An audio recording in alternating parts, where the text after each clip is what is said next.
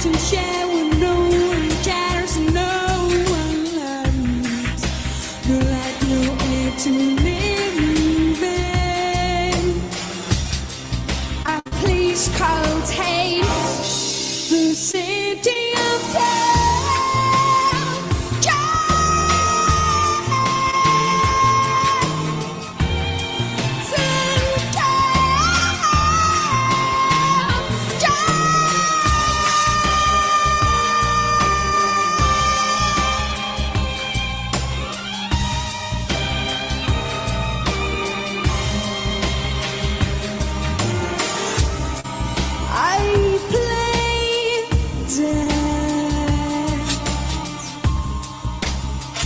it stops lifting. I played it, and perhaps it stops. It's sometimes just like sleeping, curling up inside my private torches. I nestle into pain, heart suffering, caress every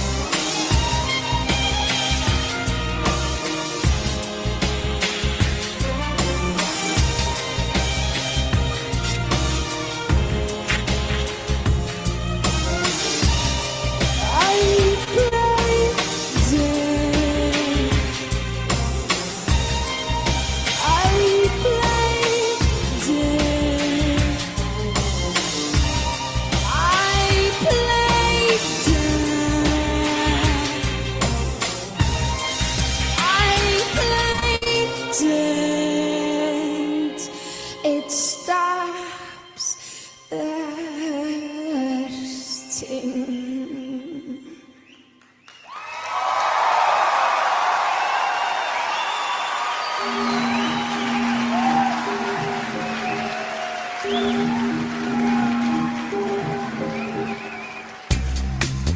I want this earth and watch people. I can be sincere and say I like them.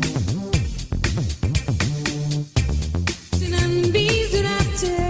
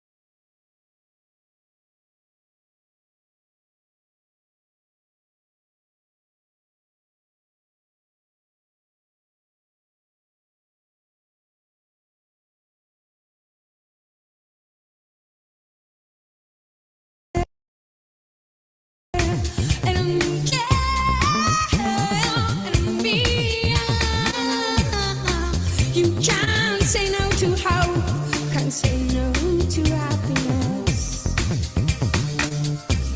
I want to go on a mountain top with radio and good batteries and play a giant's tune and free that a human race from suffering. I'm no fucking Buddhist, but this is enlightenment. Today has never happened, and it doesn't frighten me. So I'm busy after, and I'm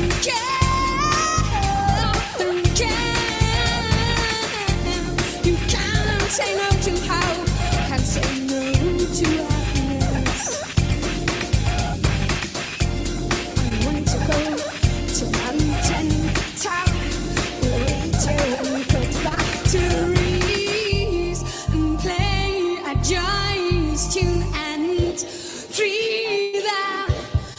Human race from suffering. This is an alarm call, so wake up now. Today has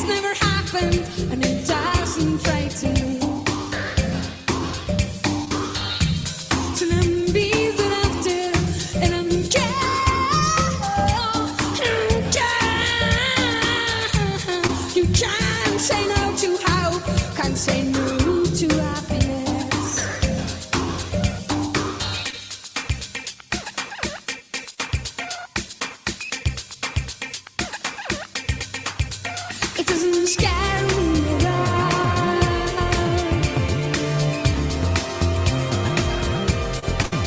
It doesn't scare me at all. Oh, it just doesn't scare me at all. Ooh, doesn't scare me at all.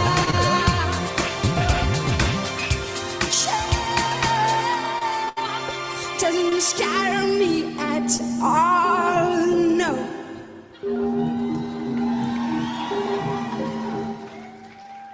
Thank you very much.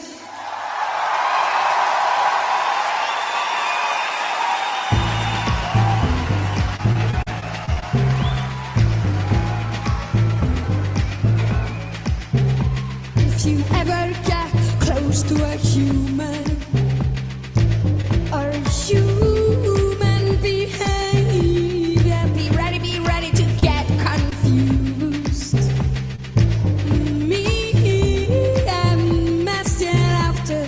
It's definitely no logic to human behavior, but yet so irresistible. So me, I'm messing again, and there is no more. So then can't do.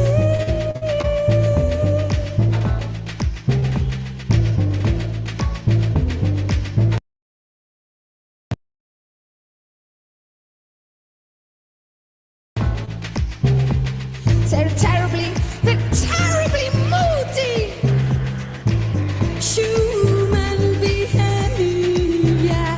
Then all of a sudden they turn happy. Then me, I'm messy after, but to get involved in the exchange of human emotions. It's ever so satisfying. So that me, I'm messy again, and there is no more. So I'm can't do.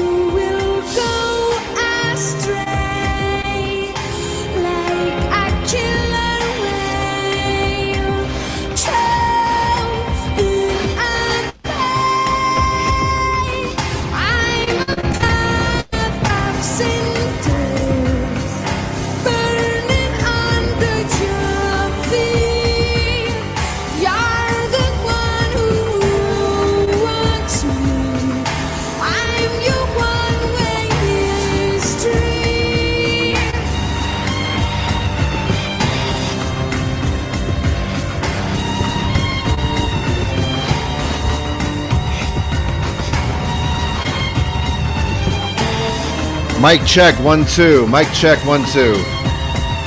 Can I be heard? Can I be heard over the music? Gordon's smile indicates to me that the answer is yes. Technology is pretty cool. Well, it's the top of the hour, folks. So I'm going to give Björk a dignified fade out here. And why don't we brand this motherfucker with my my theme music?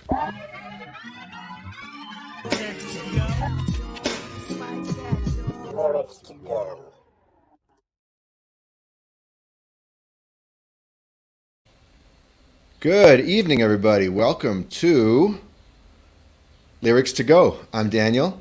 Let me choose a... Okay, that's fine. Hi. Welcome to the Monday Night Lyrical Livestream, aka the Björk'S stream tonight. This, if you're not familiar with the format, this is Lyrics to Go. It's a channel where I, a professional lyricist at one point, and again, once theater starts up, which it is starting up again, so it seems I have a career. But in the meantime, I'm doing this, and I talk about lyrics. I play songs of all eras, all genres, all kinds of artists. I'm just sort of a lyric nut. We've covered everyone from Metallica to Jacques Brel, from Stephen Sondheim to Joni Mitchell, from the Wu-Tang Clan to Bob Dylan. And tonight we're branching out, I think, into a really mandatory direction. Like a look at the great lyricists of our time would not be complete without this woman. So I'm really excited to be doing this. I'm really excited to be looking at this album, Homogenic, from 1997. And I am the most excited of all to have two incredible guests with me. These are, they've been friends of mine for going on 16 years now. We were in grad school together at NYU way back in the mid-aughts. And one is a lyricist and one is a composer. And together, in fact, they form a team. They've been writing musicals together for a long time. I'm not going to remember their website offhand, so the minute they come on, I'll ask them for it, and you can check them out. They're awesome. Please welcome to the Lyrical Livestream. It's Gordon Leary. Hello. And it's Julia Meinwald. Hi. Hi. How you guys doing? Doing Great. good. Great. Yeah. Monday. Welcome. It's Monday. Welcome to the stream. You guys are both in New York? Yes. Technically Jersey City. Jersey, okay. And how are things in the Big Apple? Like what's the vibe? Are things like back to something like normal? I would say things are back to something like normal, but everybody's still cautious, I think. Yeah. I think it's not, we've been through a lot in this neck of the woods. And so, people are still wearing masks inside places. I've had good luck on subways the few times I've taken them recently with mask wearers. And yeah, I think... What about you, Julia? I feel like I can't comment because I'm at such the cautious end of the spectrum. I've barely been out and about to observe how things are. Things at my house are going great. Yeah, and the south end of Prospect Park is great with dog walks. So that's about all I know. Well, my sister's about to move not far from you, actually. Oh, really? Yeah. She's moving just on the other side of Flatbush. Great. Yeah. She's going to grad school at the new school. Just arrived in New York a few days ago, and she moves into her place in early August. So. Oh, wonderful. Yeah. Wonderful. Yeah. I will have to. I have a story about all things about my sister. Yes, actually, hilariously, but we'll talk about that later. Very interesting. Okay, I'm looking forward to it. So, you know why you're here. I know why you're here. Tonight we are going to look at an album that came out 24 years ago. Came out September 22nd, 1997.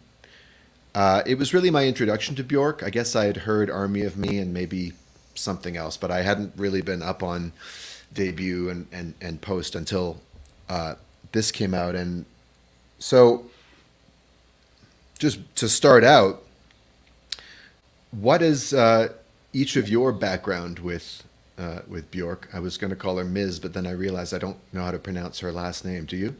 Goodman's daughter. Gudmundsdottir. Gutman's daughter. Do you? You know, it's Gutman's daughter, the fishmonger. What's your relationship with Björk? How far back does it go? When did you become cognizant of her? And you know, what did she and has she meant to you? I got really into Björk in high school. I think, yeah, the first like three were probably out by the time I discovered her. And so those three and Vespertine were very big for me. Mm. And yeah, I spent a lot of time in college. I feel like one of the ways that I would like connect with new strangers in college would be like watching Björk music videos. They're totally engaging. They don't like require too much socializing from you. And yeah, I'm a devoted attender of Björk concerts whenever I can. And yeah, just an avid listener. I like her quite a lot. I'm jealous. I've never seen her live. Oh, the shows are really good. Totally. I worth know. Well, we were just watching one from '98 in Cambridge. Yeah, incredible. I mean, she was touring with the Icelandic String like orchestra. Amazing. One of my first Gordon, what about you? Like, memories. No, go ahead. I just said one of my first go ahead, Julia. after moving to New York was seeing her perform. I think it was on Coney Island, and I just remember there was like, it might have been yoga that she started playing, and we had these seats, like we were sort of in the back of the bleachers, and we like ran towards the stage, and it was one of my earliest New York City living memories. Wait, where on Coney Island? Was it at the Cyclone Stadium? Gosh, it's long enough now that just like that information isn't in my brain anymore. Was she wearing a black unitard with a silver like loofah wrapped around it? I don't remember. Super Ross opened. I know that. Okay. Well, I was at a concert on Coney Island but I guess this was 2000. It may have even been 2001. Okay, so that was before me. Okay. Sure. But my first introduction to Björk was my older sister had the debut CD, and I mean, all of her album covers are very, engaging, intriguing. And so when I was rating my sister's CD collection, I listened to it and loved it. And my middle school best friend Stephanie and I were Lilith Fair people. And so I kind of slipped Björk into the rotation of our female singer listening. But she was never in that lineup, was she? No. I'm sure they invited her. I have to imagine they invited her. I would think. I can only imagine they did, yeah. Yeah. They invited Ani DeFranco and she turned them down. As did Tori Amos. Yeah. It's like if you want to keep your sound, don't get in with that crowd. I'm in with that crowd. You're in with that crowd. That's fine. I'll do another stream. You know what? I want to do a video series of like guests converting me. So like we can do a Paula Cole, Meredith, whatever her name is. You know that Brooks. whole Meredith Brooks. Yeah. Yeah, so I remember Homogenic was playing at my friend Ellen's apartment in downtown Vancouver. She was really cool, and she had a really cool roommate named Erica, and they had an awesome collection, including, early drum and bass stuff, Massive Attack, some hip hop I'd never heard, and Björk, and yeah, this album just transfixed me, because it was so beautiful and yet so stark. Like it was this combination of warm and cold, and acoustic and electronic, in the same way that Radiohead's OK Computer, which came out in the same year, had. So actually, I've compiled some 10 fun facts about Homogenic before we get started. Oh, just for some context. These are all taken from Wikipedia. The first one, Homogenic was originally to be produced in her home in London, but it was halted due to media attention from Björk surviving a murder attempt. Did you know this story? No. All right, so there was a stalker in Florida, I forget his name, completely obsessed with her, and decided when he found out that she was dating the British, I guess, trip-hop musician Goldie, that he just had to kill her and take her to hell, and kill himself. So he debated how to do it. He settled on a letter bomb. He made a letter bomb, put it in a book, and he was doing video blogs, like privately, not blogs, but like he was home videos detailing his plan, and then he sent it, and then he filmed himself shooting himself in the head. His last words were, "This is for you," and he had just sent the thing. 4 days later, neighbors discover his body because of the smell. The police come, they retrieve all the tapes, they watch them, they realize what's going on. They contact Scotland Yard. Scotland Yard traces the package to a post office in the south of England. They intercept it, they detonate it. It probably wouldn't have gotten to Björk anyway because her people vetted all her mail, but it could have gotten to somebody. And to top off there's two little punchlines to the story. One is that it turned out that 2 days before he shot himself, unbeknownst to him, she and Goldie had broken up. And she there's a song about that on Homogenic. And number two, she was obviously horribly broken up about it, had to take all kinds of security measures, but she sent a flower and a card to his family. So that delayed the making of the album considerably. I didn't know that. Me neither. Number two, she wanted to create an album with a simple sound and only one flavor. This is originally. I don't know that is what the end product ended up. The album began with the working title of Homogeneous, but Björk changed it to Homogenic shortly afterwards. I was just thinking before coming on here that I was like, I don't know what homogenic refers to. Yeah. I don't know. I mean, homogenic sounds like something that produces homos. Okay. There you go. But homogeneous. Much like Björk. You think she's responsible for? Or at least, She produces Yeah. Happy people of all stripes and colors. Number three, Björk wanted Homogenic to have a conceptual focus on her native Iceland. Producer Marcus Dravs recalled Björk wanting it to sound like rough volcanoes with soft moss growing all over it. And she talked about the warmth, like the acousticness and the electronicness also. There's a part of the, sometimes when she sings in Icelandic on the album, she's using a traditional singing method used by Icelandic choirmen, a combination of speaking and singing, and you can hear it in some of her stuff on this album and on other albums. I think she did it quite a bit on Post too. There's one sort of extended cadenza in in Icelandic. And that's what Medulla is all Sure. different kinds of in voice stuff, but I feel It's all voice, really right? That's through. Right. And she had Tanya Tagak on that album. Mm-hmm. She had Mike Patton from Faith No More, who's a vocal chameleon. I mean, she sort of brought in all of the most acrobatic vocalists of the world. About the cover, Björk described her vision for it as someone who's put in an impossible situation, so impossible that she has to become a warrior who has to fight not with weapons, but with love. I'll quickly run through the rest. She was diagnosed with a kidney infection that fall, and so she had to postpone her American tour. In 1988, she had a tour planned with Radiohead, but they was canceled because of the difficulty of changing the stage between the two performances. Which surprises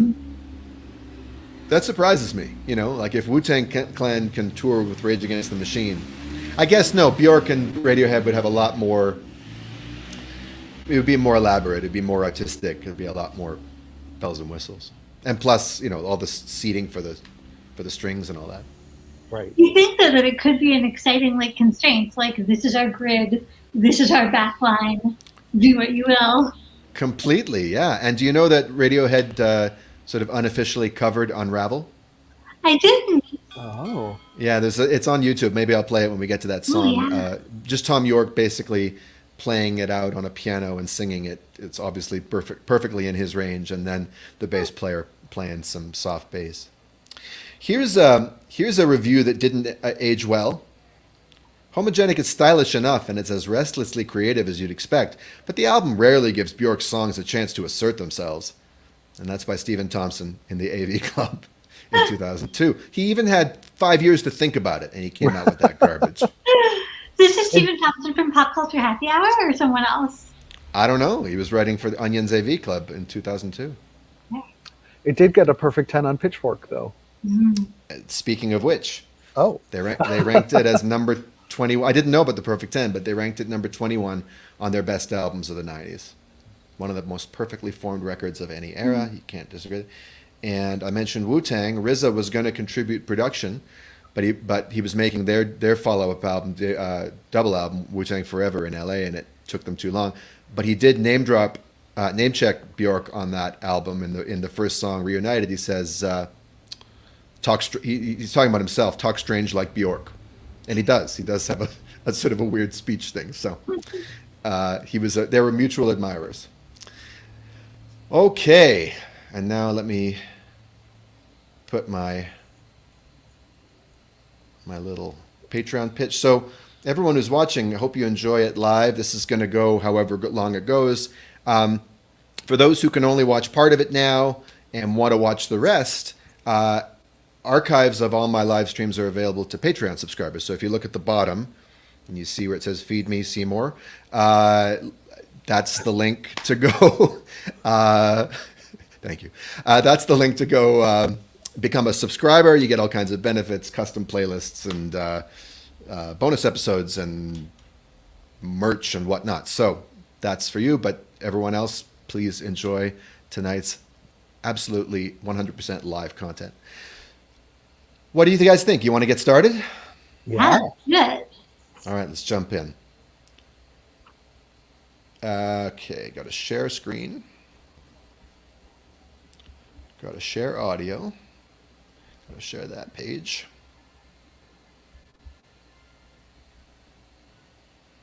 There we are. And, hey, what happened to Hunter? What happened to Hunter, God damn it? Well, okay, I'll just have to go looking for it. I'm the Hunter. I did not bring back the goods. I made a playlist and everything. I don't know when exactly. Huh. I thought I could organize live streams. How Scandinavian of you. How West Canadian of me.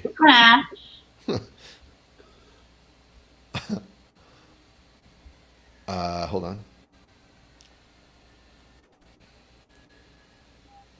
Oh, the X-Files movie. Yeah. Okay. I actually put the lyrics in because I'd rather just like look at the lyrics rather than watch a video with all kinds of fancy visuals. It's just so there it is.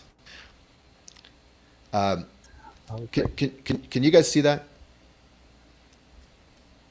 Almost. Sorry. Yeah. Hold on. There it is. Yeah. Great. See now we can actually really dwell on these lyrics without having to like remember the lines and stuff. All right, here we go.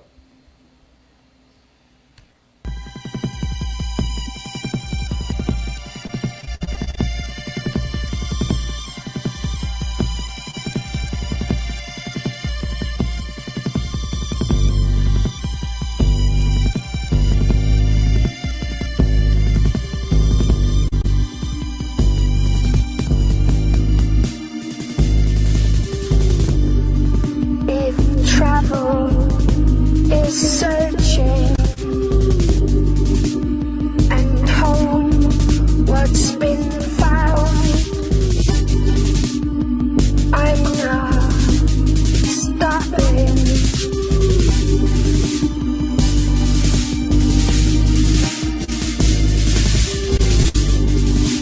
I'm going hunting. Now I feel like these kinds of drums had not really been heard before in the pop world. I'm the hunter. This is like a new kind of production. Howie B and Mark, what's his name? Back the goods. But I don't know when. One and chorus. Say that again. What's that, Julia? It's funny that they label this verse 1 and chorus in these lyrics. That's Sounds weird. two similar sections to me. Yeah. Okay, so as songwriters ourselves, let's reorganize this, okay? Now, Björk songs don't follow a strict verse-chorus structure, but clearly we're still in the first verse, or it's like a double first verse, because it's the same melody. It's over the same pattern, right? Da da da da da da da da. Little break, and then I always thought I thought I could organize freedom part. I guess it's kind of an AABA, isn't it? There's no chorus. Yeah, I think that makes sense to me. Okay, Although I'm going hunting, I'm the hunter is repeated. True. that's true. You know what? You're right. It's definitely the refrain with the hook. Yeah, Refrain versus chorus. Yeah. But it doesn't. Yeah, it doesn't differ from. We're talking music now, which is unavoidable on a channel called Lyrics to Go. You can't talk about one without the other. But anyway, cool. Yeah, feel free to stop anytime if you want to talk. Like, it's easier to hear you guys after when I pause the music, but happy to pause as we go. That's part of the fun of this.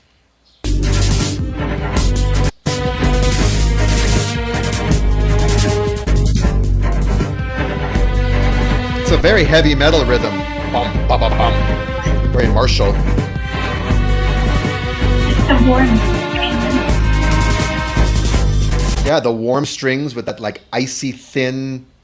It's like you got real strings, and then you hear that up top. There's like a digital string sound. I think that's a digital string sound. Anyway, we're getting into the weeds. All volcanic. It's all volcanic, exactly. All the That's the word. softness. Yes. I thought I could organize freedom. What a great line. Scandinavian of me, and traveling you sussed it out, didn't you? What would the American equivalent be? I thought I could something. How American?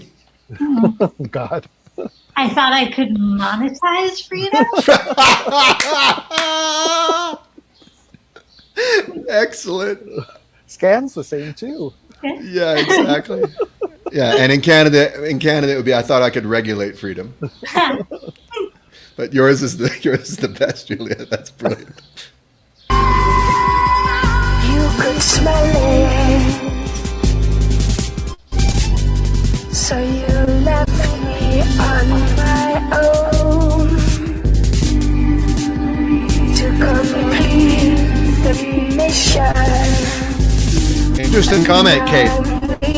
Next time we pause, I want to address that or ask these guys about it. I'm going hunting. I'm a hunter. I'm a hunter. I'm going hunting. I'm a hunter. Except for that bridge. I'm a hunter. It's a 2-chord song, just moving back and forth chromatically. I'm a hunter. It's like a kind of, whoops, it's like a mantra. What happened? I didn't mean to stop. Okay, it stopped on its own. That's fine. There you go. We're at the end of the lyrics anyway. So, what stands out to you guys from this? Can I say what I learned while I was reading about the song? Yes, please. What it's about? It's actually, she wrote it when she was feeling the pressure of that her songwriting had employed so many people in her first 2 albums that she felt like she had to keep going. And so, and like, it's about the pressure of feeling like she has to put herself in her whatever mode songwriting is for her. And because so many people are, it's like, interestingly enough, the monetization of creativity, like Yeah, her creativity Björk isn't her own anymore, and she has to. Right. She has. So in that weird way, the hunting is about going to get something to bring back for everyone else in her creative process. And But I what have to imagine also bringing something back of value for herself, that she'd have to go away to find something because she could just come up with some bullshit by not going away. But to go away means to like go hunting for something real, bring back the goods, something that's authentic, because that's what she wants her brand to be. She's not looking to become, I don't know, the Cardigans or something. Yeah. No offense. Well, and I thought I could organize freedom is like, I thought I could put it in a box and like How interesting. make it just a commodity. I also read a quote where she said, "The how Scandinavian of me is because in Iceland, Swedish people are boring." Or like stodgy. So hold on a second. So Icelanders don't consider themselves Scandinavian? No, I guess not. I don't think they technically are, right? Oh, so it's a diss. I guess Yeah. I always thought of that as like self-deprecating, but that's really funny. So those boring Swedes.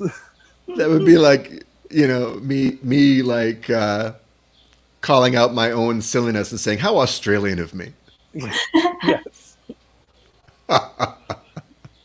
That's really Yeah. great. Kate says the drums are somewhat Cirque du Soleil. At least that's her first impression on hearing them. I haven't really seen any Cirque du Soleil, but there's certainly a lot of aesthetic influence, I would think, from someone like Björk on their, magical world. Because she's like the cool version of quote unquote world music. Yes. Or I feel like world music uses a lot of her whatever you would call it, cross-cultural inspiration. Yes, absolutely. Absolutely. Anything for you, Julia? I was just thinking about what Gordon just said, and I was trying to parse the first 3 lines in that context. It's such a pretty little, like, gnomic statement. If traveling is searching and home was what's been found, I'm not stopping. It's like, like with a lot of her stuff, it's like, I sort of know what that means, and I sort of don't know what it means. Yeah. Well, she has to keep searching. So she can't ever be at home, kind of. Weirdly, until we were getting ready for this, I thought the lyrics were something completely different. What did you think they were? I thought it was if trouble is searching and hope what's been found, Oh. I'm not stopping. Huh. There's a lot of lyrics on this album that I'm wrong about, that I'm looking Oh, yeah, forward I'm to. sure. Yes. Same for me. Yeah. Yeah. You could smell it, so you left me on my own to complete the mission. Now I'm leaving it all behind. I wonder who that's to. Yeah, one thing I said in my post about this, there's hardly a rhyme in the entire album. It's interesting how she uses, I have these like rules of rhyming that I'm compiling as I do this channel, like just sort of organizing my approach to it over the years when I write. And, it takes balls not to rhyme. It really, it's a gutsy thing. And sometimes it can be the most effective thing, especially when the listener's expecting it. So like one moment of incongruity or asymmetry, but that's her whole thing. But so few people would be able to do that, set basically like almost what sounds like free verse poetry on the page to music and make it sound lyrical with like an attention to rhythmic scan, with an attention to phrasing, and with an attention to building ideas in a way that is inherently lyrical, so that I don't know, to me the lack of rhymes comes off as candor in a sense, and just like this is the raw unvarnished thing, even if it's poetically delivered. And it's so perfectly married with its music. Like, if you guys got this lyric, I feel like if I got this lyric, I would be puzzled as to how this wants to be set. But luckily, she's got it all. Well, so I want, do you think she works lyrics first or music first, mostly, or both? Oh, I have no idea. I've always assumed that she's like, and maybe just from little snippets I've seen of her process, that it's like beats first. That's what I would think. Yeah, I would consider that music first. Yeah, and then she finds kind of a melody that then lyrics suggest themselves. Right. Yeah. She probably like goes into it knowing what the song's going to, or what she, yeah. Sure. Yes, exactly. Although maybe not even that. Yeah. No, but that sounds right to me. James Hetfield of Metallica, who turns 58 tomorrow, writes songs that way, riffs first, like just a riff, and then kind of a vocalization over it, and then, okay, what's the song about? And then just finding words for it. So it's a very, it's an instinctual kind of songwriting that really comes from the feeling of it first. It's not from like, okay, I want this chord progression or whatever. It's like this sort of, the instrument expresses itself, and then the person listens to what it's saying and finds something for it. And that definitely resonates for when you listen to Björk. And I feel like that makes sense with the lyrics too, that the lyrics aren't these like fully formed things. They fit perfectly into the mood, and they're more as much about imagery as the music is. Yeah. Yeah. And they can sound more improvised than a perfectly structured, on the page kind of lyric. Like it. And with all the fill-ins of either riffs or, just whatever extra vowels are thrown in there, I feel like that's part of it too. I was thinking, when I had Tony and Rich Silverstein on a few weeks ago for an Indigo Girls Ani DeFranco stream, we played a drinking game with an Indigo Girls song. Like every time there was a simile or a metaphor, we had to take a drink. And I was thinking I was pretty wasted afterwards. And I was thinking with Björk, we could do every melisma. Ooh. Which for those not musically, jargonized, it's just, when a single syllable or sound, wraps itself around a whole bunch of different notes. Or two. So did we miss any in this, or are we good to start now? This is not a super melismatic song. I'm not doing that tonight. I've only got one beer with me, and I'm just not going to do that. But if you want, I'm still ready to partake with my Whiteman seltzer. Nice. Now there wasn't a ton in this song. Maybe on the U in the bridge. All right, let's go back to my playlist. Whoops, sorry. And yoga. And this is pronounced yoga? I believe so, right? And do you know who it's named for? Yes. Mm-hmm. Her best friend. And masseuse. Her tour masseuse. Yeah. Who's also the wife of the former mayor of Reykjavik, I think? Or something. Wow. I was just reading about this. Yeah. All right.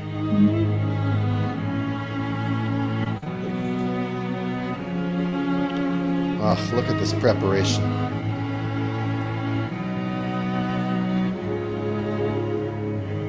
All these accidents that happen, follow the dot. Coincidence makes sense only with you. There's one. You don't have to speak. I feel emotional landscape. Definitely a chorus. Actually, or this is kind of a pre-chorus. It's a pre-chorus. But like any ordinary song would be delighted to have that as its chorus.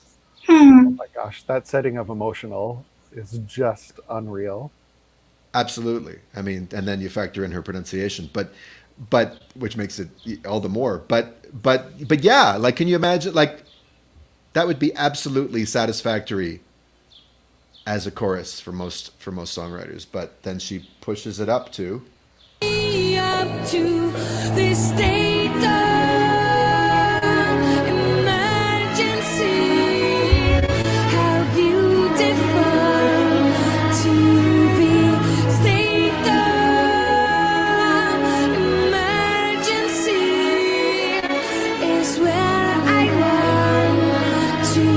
drums.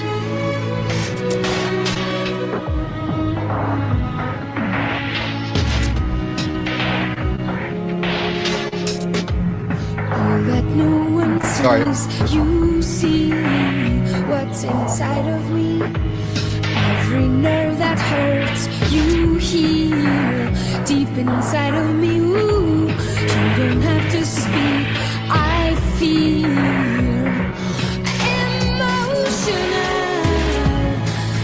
emotional landscapes.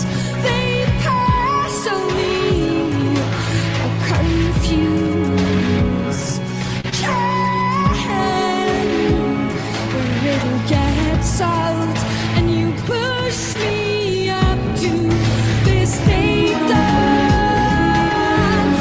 emergency. The production is unreal. That bass line, missing beat. You hear that?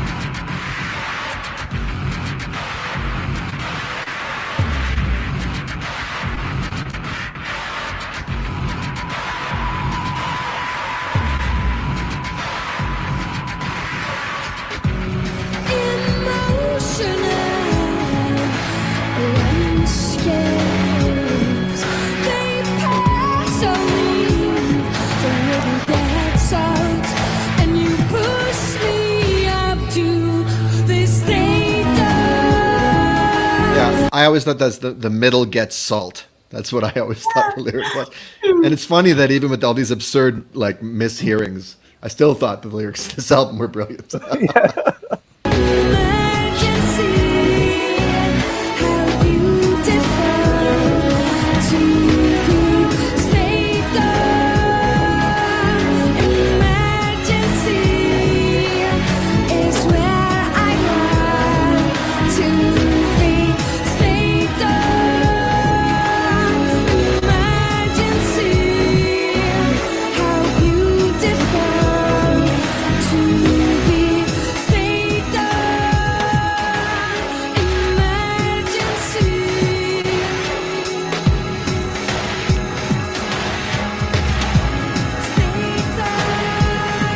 Then there's this.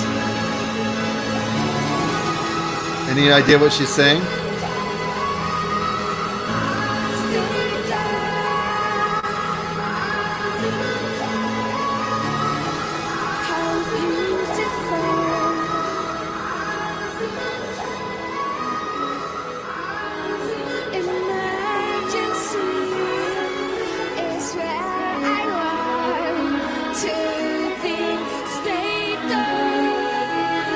So, the obvious central question about this lyric, for me at least,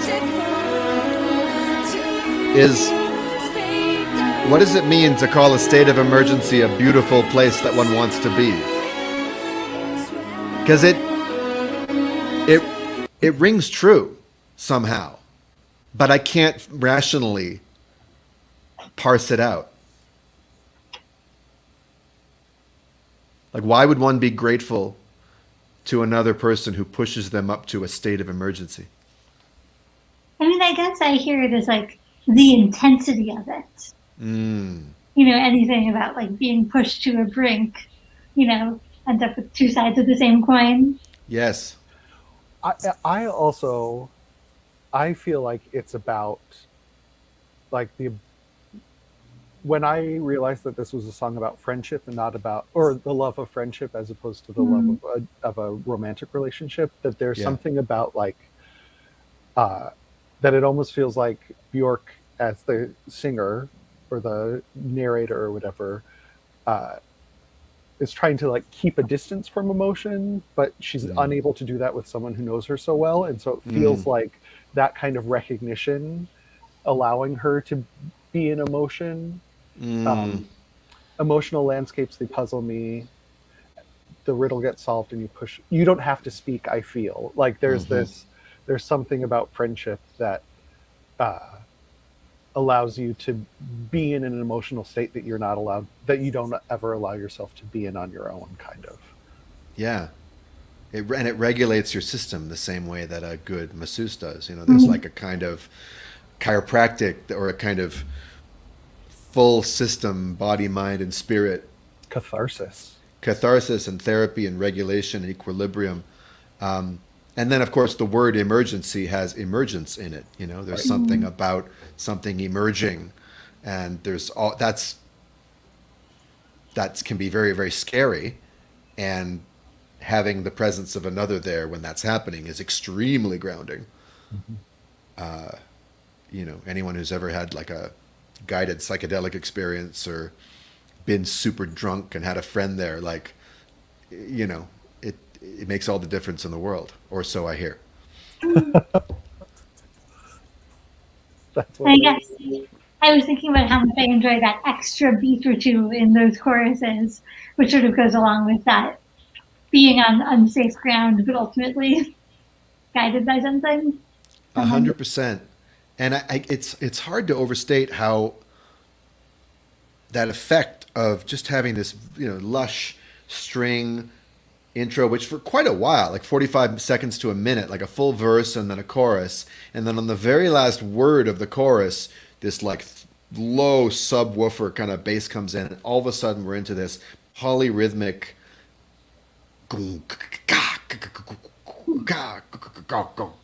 like, and the presence of those drums there, the effect of that, I don't know what to say about it, but it's like that it's not all warm and fuzzy, like the urgency of it, the heartbeat of it, you know, because you could do this as I'm sure there are purely acoustic versions of this, as just a nice ballad, an ode to a friend, but that relentless rhythm, and you don't get the sense that this is just her producers doing it because that's the trendy thing to do. Like, they're creating this, they're juxtaposing these two things and creating this added emotional effect. And she's also talked about how this is like, in addition to being for her friend, who I looked it up, and it is indeed, she was married to the mayor, or the wife of former mayor of Reykjavik. Her name is Johanna. But it's also just as much, I think, a love letter to Iceland. And hearing you say that the album was delayed because she returned from London to Iceland, I think also probably it feels like there's an emotional connection there between like the catharsis of coming home after something that was so emotionally unsettling and all that stuff. Every photo I've seen suggests that those landscapes are pretty emotional in that country.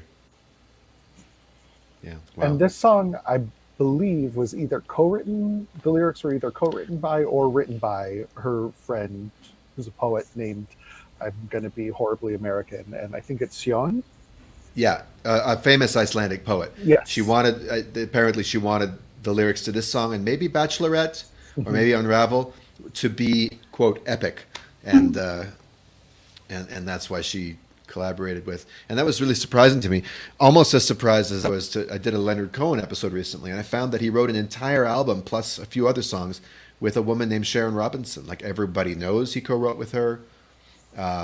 Like, he wrote the lyrics, but she wrote the music. It's always cool to find out people that you think of as just kind of like people who, like, it's always cool to find out like surprising collaborators. These people who you think of as like solo genius Exactly. auteurs. You don't need anybody. Yeah. Shout out to the chat. What's going on, folks? Where are you? How's it going? Leave us some comments. What's your favorite?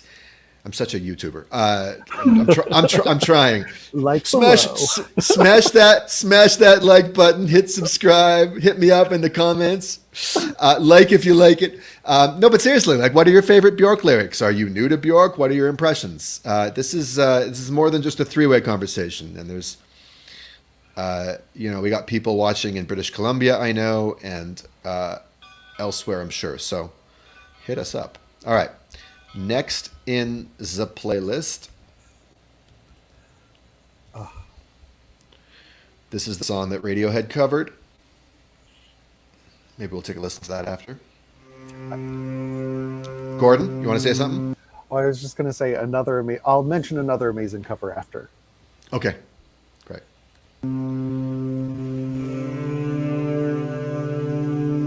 Very short lyric, as are a number on this album. Very, very concise.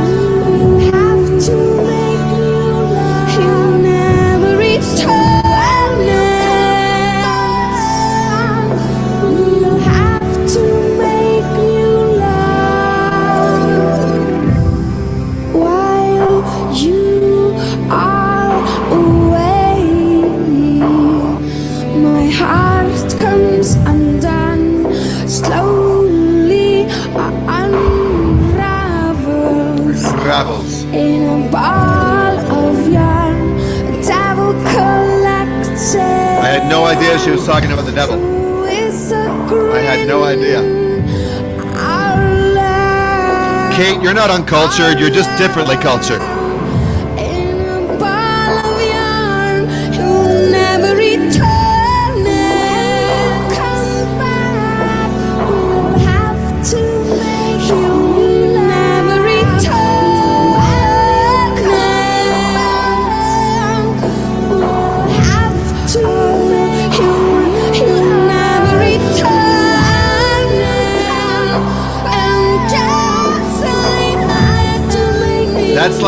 That's a signature riff. That one right there, she can drop that in any song.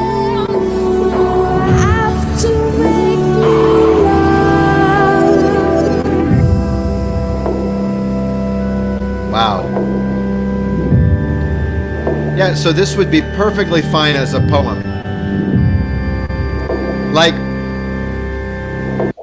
Björk is one of these people who is one of the exceptions to like what Stephen Sondheim says. He's right a lot of the time, but he couldn't have imagined her, because when he talks about lyrics, like what distinguishes lyrics from poetry, he says, well, poetry is self-sufficient without music. Lyrics need music to lift it off the page. And so a lyric that like reads perfectly on the page and totally satisfies you is not really a candidate for a lyric. It's like overwritten. And similarly, like what can music add to a great poem? Well, this is like a great poem that a great composer set to music, but it's not. It's a song written by the same person. Like, it's really, really remarkable. It's funny when you look at it on the page. Like, if I was just reading this, I would think, so when you come back, we'll have to make new love feels like this sort of conclusive like statement.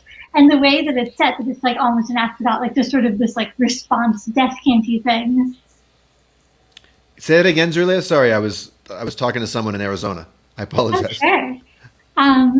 Yeah, I was just saying that it's funny looking at it on the page.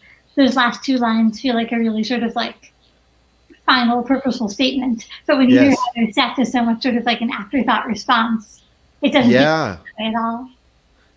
Well, I mean, this song is the direct counter to absence makes the heart grow fonder.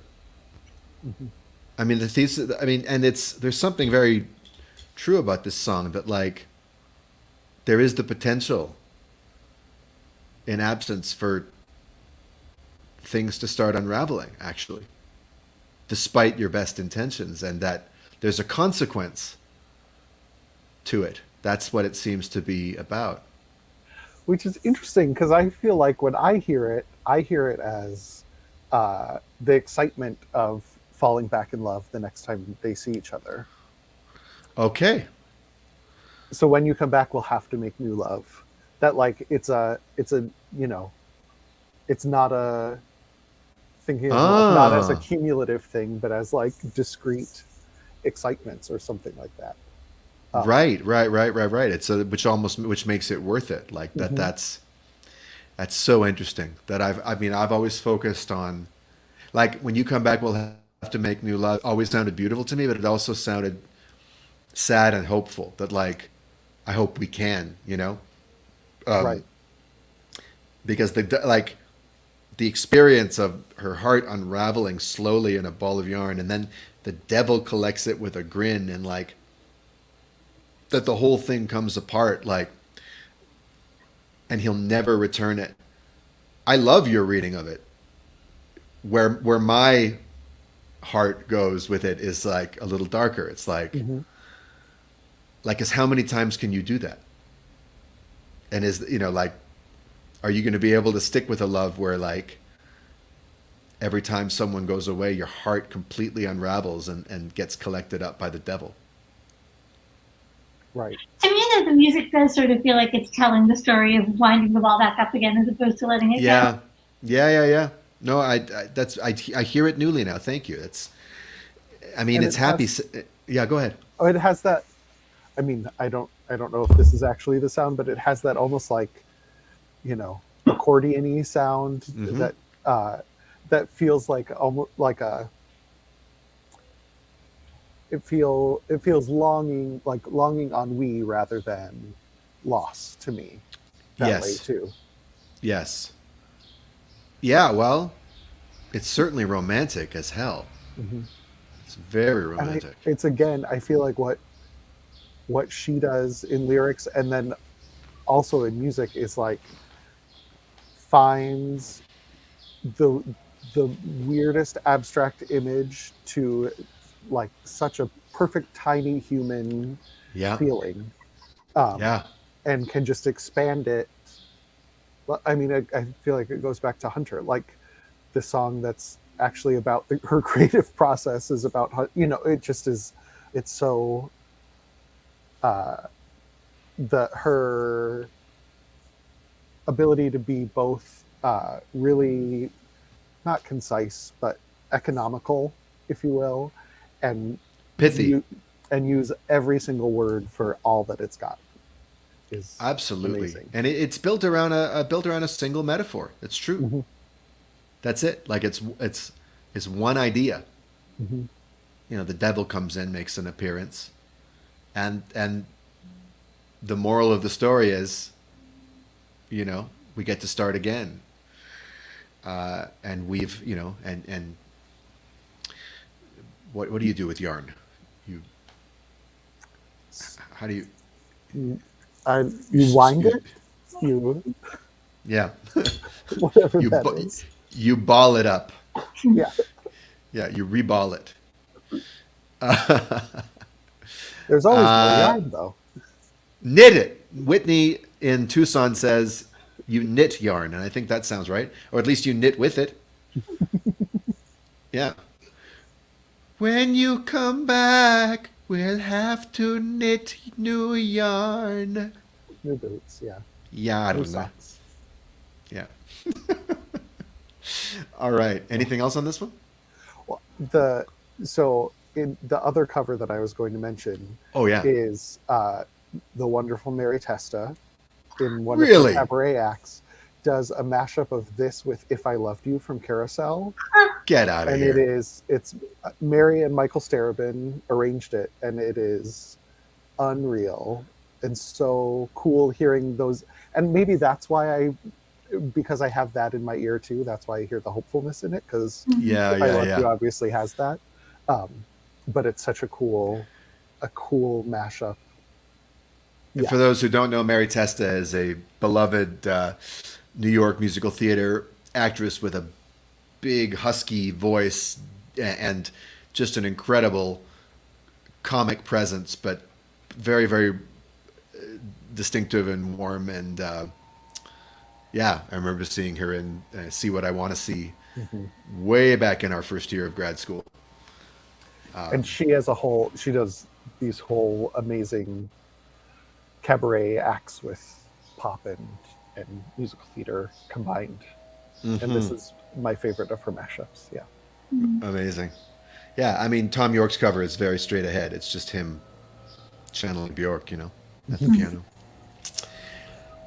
All right, what's next? Bachelorette, right? Yes. So I have to say, and no shade to Bachelorette, but it might be my least favorite song on the album. Really? Yeah, and I like it. I like it a lot. But I can't think of it like, to me, like, she wrote it for a Bernardo Bertolucci movie soundtrack, and then she told him she was going to put it on her album instead, I think. And it feels to me like a soundtrack song. Like, to me, it somehow stands apart from the album, like slightly.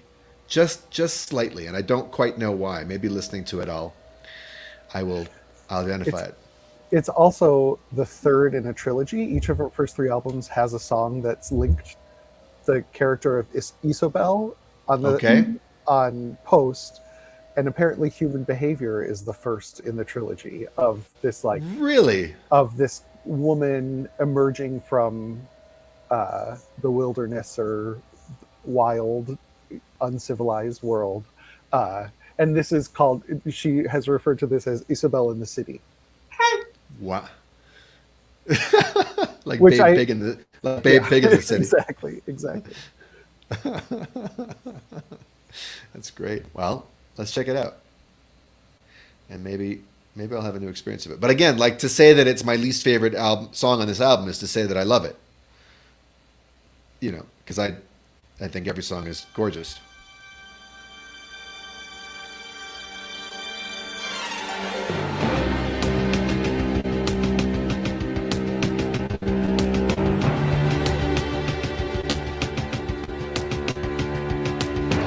As you guys get a quick look at my YouTube feed.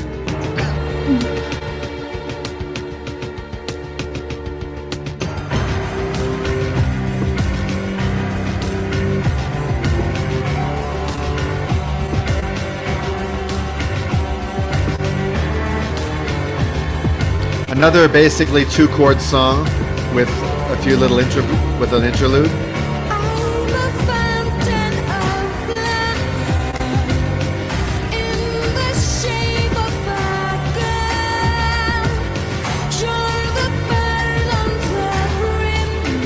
Beautiful melody. Hypnotized by the well. Drink me, make me feel real. Wet your feet in the stream. Game we're playing is life. Love's a two-way dream.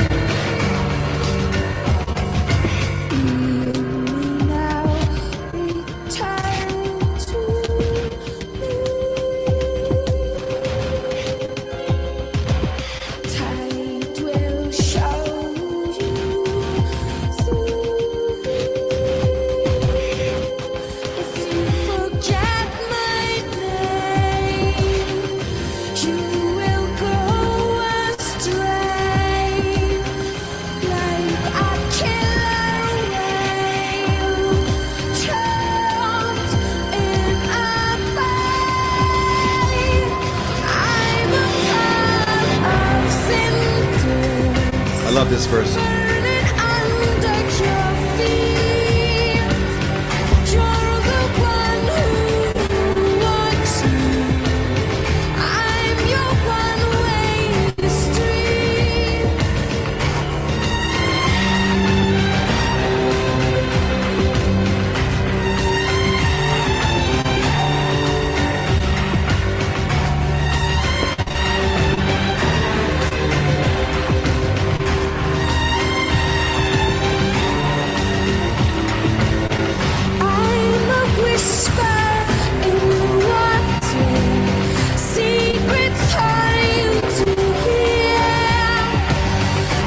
get like the Shape of Water vibes from that.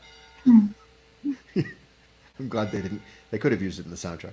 You're the one who grows distant.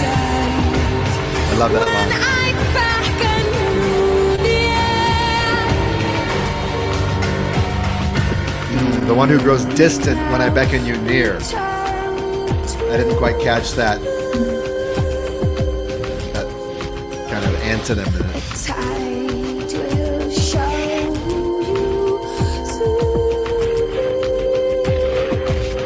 If you forget my name, you will go astray like a killer wave. Whitney, are you a Björk fan?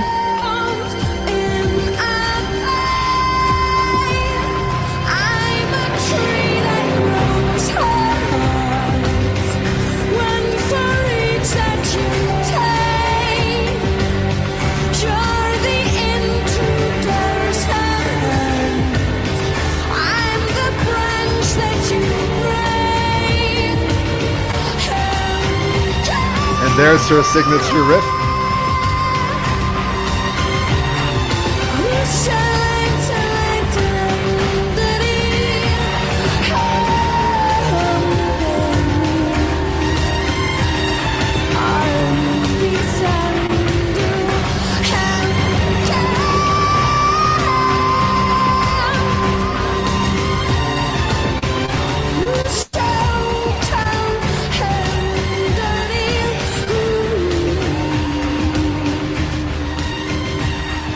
This is apparently what she's saying.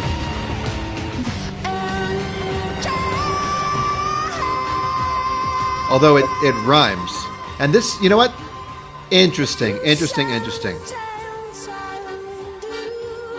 this is the Icelandic.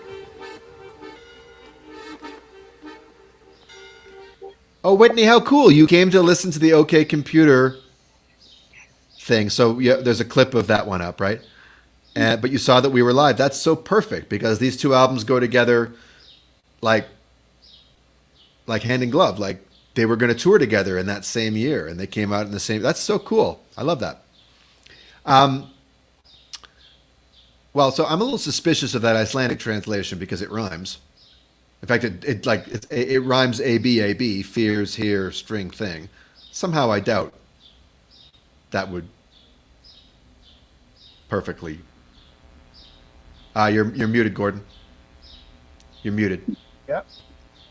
Yeah. In my homogenic tidbits, apparently this song changed a lot from writing and printing the booklet for the album and recording, and there are like extra lyrics floating for it and extra verses everywhere. So it almost makes me think that they just like got to that and didn't want to have the same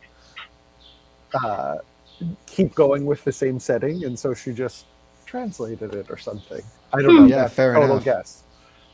You know what? So I talked about how this album almost has no rhymes. This song has a whole bunch of rhymes. Yeah. And I think that has something to do with why it's sort of lower on my list. That it feels like a different kind of song.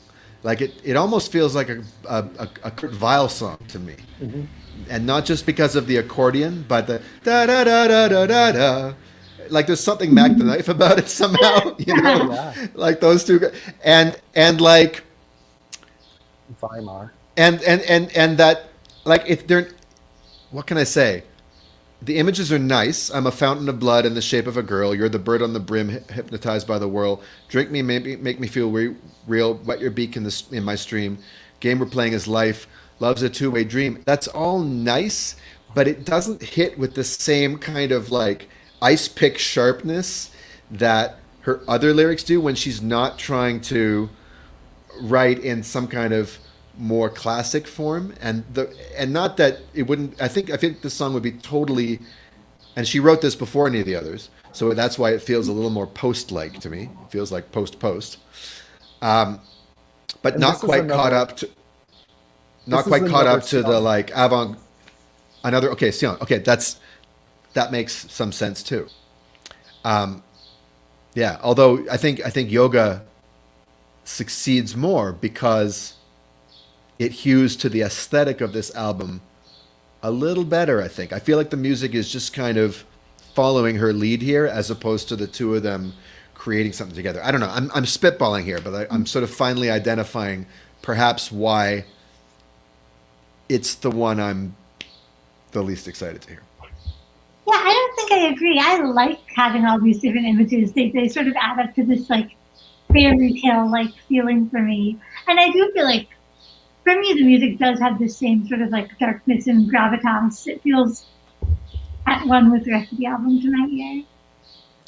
It's just like being back in lab with you. Ditto, unditto. I would say something I thought sounds smart, and then you just come in and just dunk on me. In fact, we'd all be dunking on each other, but with a smile on our faces and loving each other very, very much. Double ditto. I will say this has one of my favorite images, even though it goes through a litany of them. The "I'm a path of cinders burning under your feet. You're the Yeah, one I who love that. walks me." Just Yeah. the idea of the like that the cinders are affecting the feet in the same way that the feet are taking the cinders. Like that's not a way that you think I have ever thought of that image as going both ways. Yeah, because you could write a lyric about being the ground underneath someone's feet and have it be just a one-way victimization street, you know, like that, like you're taking advantage of me. Like there's a French song very much about the way women are used by men that I did an episode on recently by Anne Sylvestre, where she says, J'étais le sol sous vos pas, je ne le savais pas. I was the ground beneath your steps, beneath your feet, and I didn't even know it. It's about women's plight throughout history, you know. But this is different. This is like I'm burning you, you're crushing me. Mm-hmm. Very cool.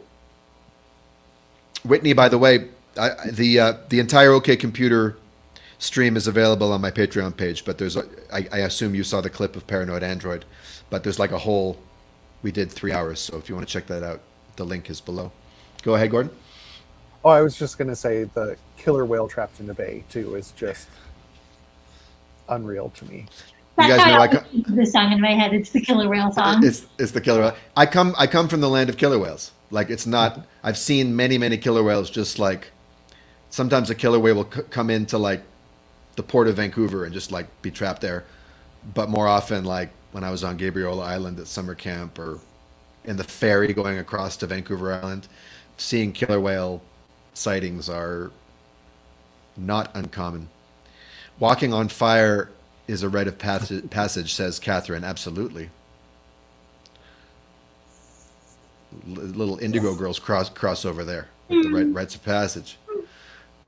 Yeah. And there's a kind of initiation in that, right? Catherine's downstairs, by the way. So. Hi, Catherine.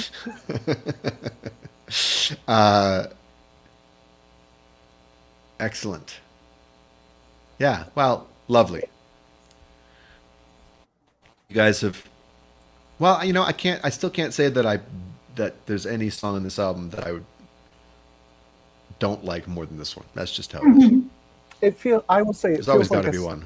It feels like a single in a way that the rest of the album doesn't. And I think that's why it feels like it's set apart.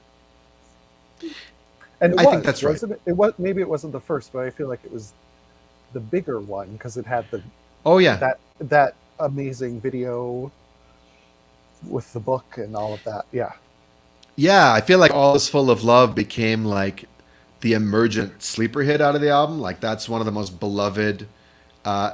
Brendan says it feels very close to me, who is one of the people I know who knows and loves Björk better than me, and we've seen many Björk concerts together. Oh, hi, Brendan, sorry. Yeah. Gordon was saying that with Isabel, and what's the first Human one? Behavior? And Human Behavior. Human Behavior from Debut. Yeah, if we have time later, maybe we'll play a few. Hooray, Björk! Yes, indeed. Yeah, it feels very Post, right?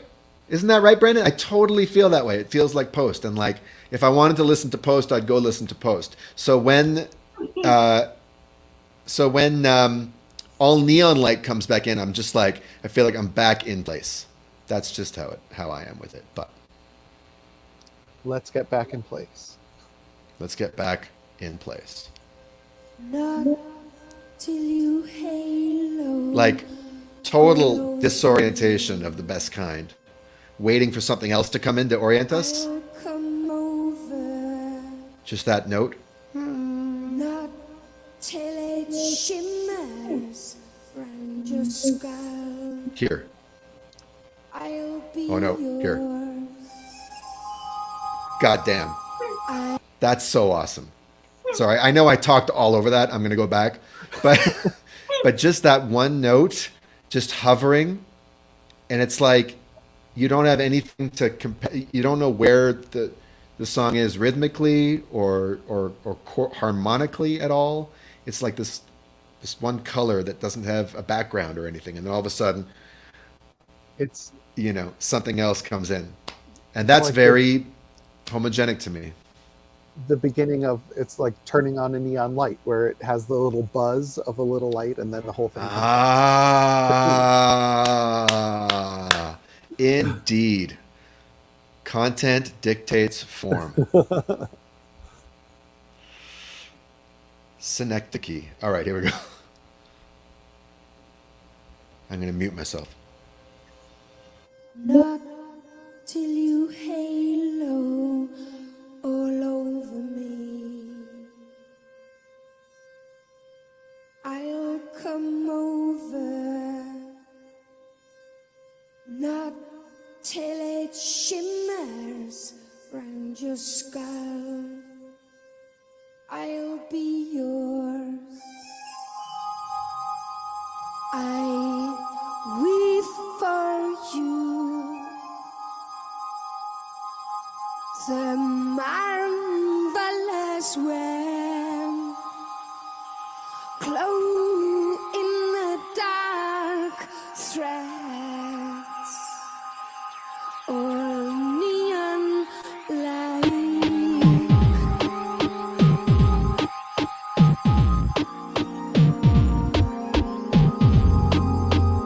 The cocoon surrounds you,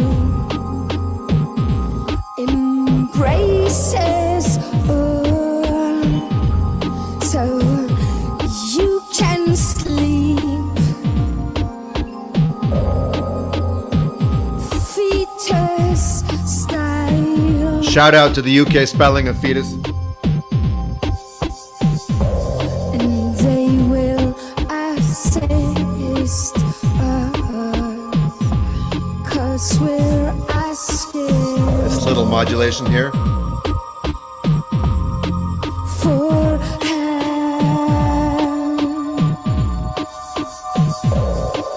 And the luminous beam. Did she really just say the luminous beam? The luminous beam. That's so cute. That's great. That's so much better than who was it? Is it Katy Perry who sings Unconditional? Yeah. That's like an English speaker just molesting the syllabicness of a word just to because they can't think of any other way to do it. Gordon, you're still muted. It reminds Yeah. me of aluminium. Aluminium, exactly. Well, so here we go. So she's definitely. I mean, Iceland is basically another British isle, geographically speaking. Well, it's halfway between Britain and Greenland. So, yeah, definitely got the UK influence there. Luminous. I never knew what she was saying. Feeds you and care. Okay, the transliteration, we'll go with that.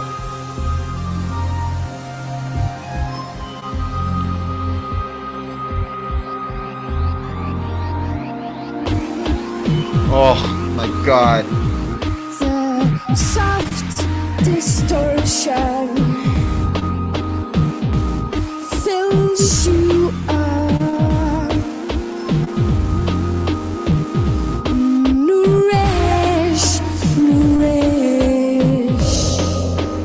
honestly, I used to think she was like talking to someone from like Bangladesh or India and saying Nurej, like it was a proper name or something. Yeah, why not? Your turtle heart, Nurej, or that it's like Reg but a new Reg, you know, like Reggie got replaced by a new Reg. Or turtle hearts, and they will assist us, 'cause we're asking for help. I love that And dominant chord over the. luminous beam and feed you and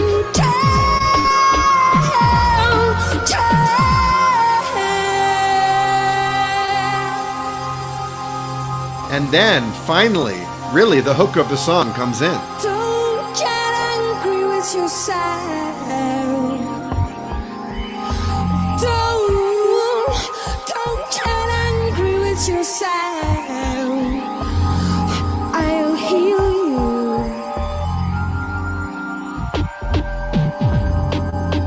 with a razor blade. I'll cut a slit open, and the luminous beam heals you, honey, heals you. I never noticed that she brought that same lyric in with a different melody. This being. Don't get angry with yourself. Don't get angry with yourself. Don't get angry with yourself. I'll heal you.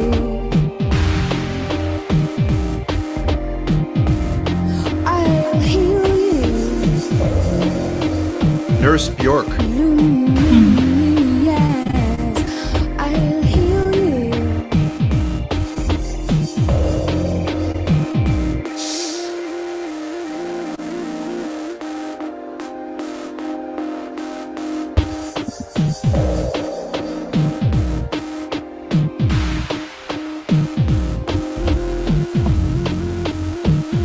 This production, you know, like this is the heart of the album for me.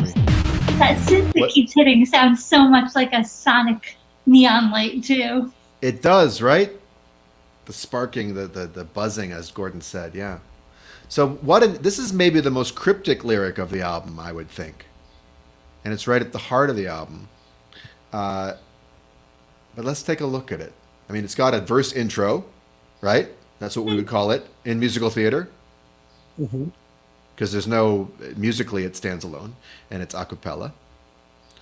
Not till you halo all over me, I'll come over. Not till it shimmers round your skull, I'll be yours. Well, clearly it's a song about, you know, offering something to someone else in need. What do you make of these first four lines? Do you make anything of them?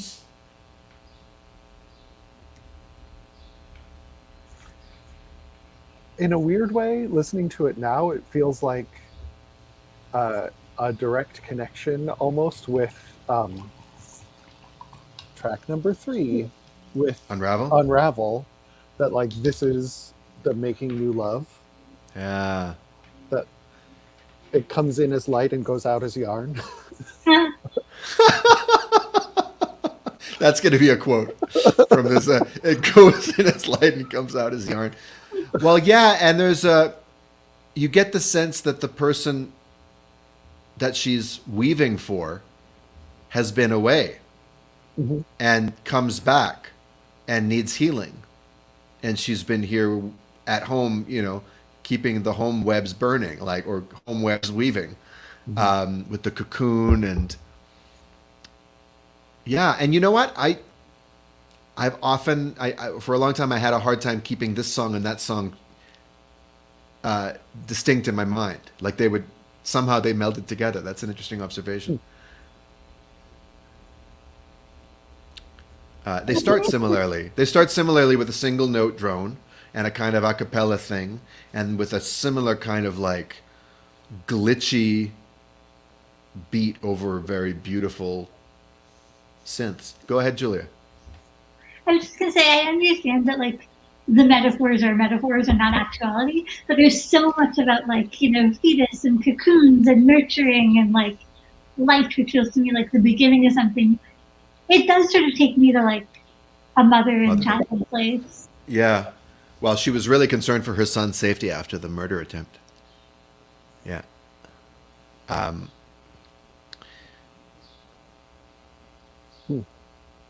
They will assist us. First introduction of them. Because we're asking for help. I mean, I think of like aliens or something out of Avatar, you know, like the forest spirits will come and assist us. The light people, yeah. The yarn people.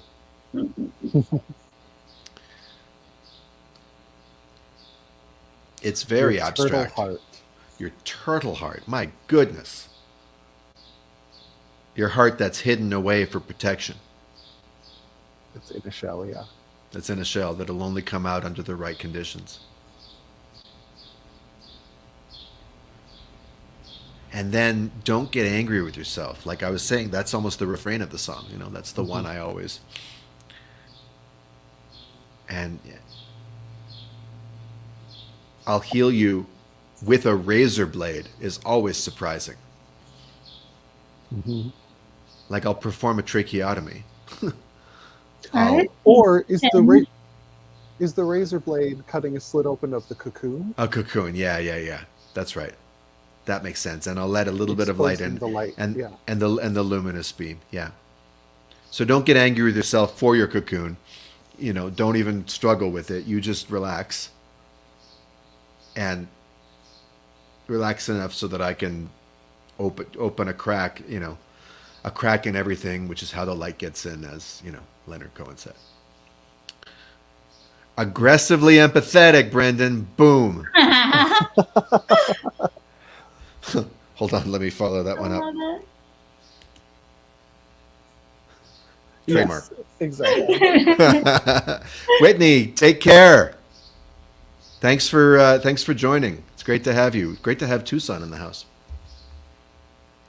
Love watching the reactions as the music seemingly erupts under your skin, Daniel. That's very Björk.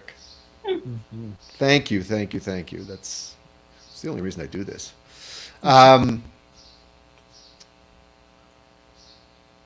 It feeds you honey. No, it feeds you honey. But, yeah. It's a beautiful song. Beautiful song. It's funny to me that you said this feels like now we're back in Homogenic. To me, this one keeps like making me think of Vespertine. I don't know why. Well, yeah, I can hear that too. It is looking ahead a little bit. I mean, Vespertine is very gentle. Vespertine is very. Would you typify it that way, Julia? Like I feel like Vespertine is. It's like a chorus of Björk'S singing you to some kind of slumber. And even something about the imagery, like little like tendrils of lights and strings. Yeah. What is Vespertine? Do you know what that word means? Vespers. Let's see. What even are Vespers? Is that something religious? Yeah, Vespertine. Oh no, that's a restaurant called Vespertine. I love it. It says she wanted to make an intimate domestic sound. Almost nice. Oh yeah, because Vespers are the dreams or the prayers that come like when the sun goes down, maybe. Right. And it is interesting because this is like the move away from all of the house influence and, you know, like the dance music that she was making. Mm-hmm. Yeah. Yeah, exactly. Yeah, and I mean that's like to this day, even from the first time hearing her stuff, I love people who, I mean, don't get me wrong, I love a good, speaking of Katy Perry, a good Max Martin song when I want pop music, but people who use pop as a medium, Yes. rather than as a commercial enterprise, I think are so interesting. And it's interesting that this is her move away from pop music, really, in some ways. Yeah, and Vespertine even more so, and then Radiohead made their move around the same time with Kid A, like from rock, right? Like, and it's like they had reached the apotheosis; they couldn't go any further with it. And I feel like in terms of the house music thing, once Björk got Pluto out of her system, which we'll get to, what the fuck more is there to do in the club? True. You blew the club up. And now you got to build a new world on the ruins. Yeah. Catherine says Vespers are evening services. Like religious services? It's a Catholic thing, right? Okay. It's a Catholic thing. You understand, Daniel. It's a Catholic thing. Nice. Okay. Well, we're at least halfway through the album. Yeah, we're halfway through the album. So let's move on to arguably what's my favorite side of the album is the second half. And it's not a lot of albums that are like that for me. I mean, I love the first half too, but every song on here, and this is where she starts to get a little sassy. Like this is where she starts to get a little salty. For like 4 songs, and then she gets that out of her system on Pluto, and then finally, like, we return to a kind of like, it'll all be okay. 5 years, and apparently this one was about her breakup with Goldie or Tricky. I can't remember who. One of those guys. This is a diss track.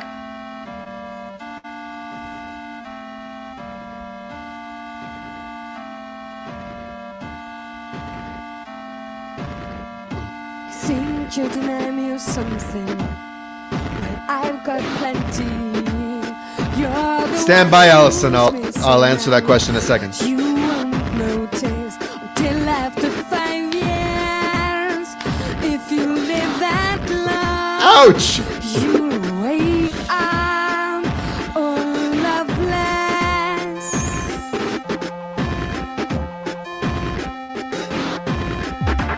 I dare you to take me on. I dare you to show me your powers. I'm so bored with cowards that say they want and then they can't tender.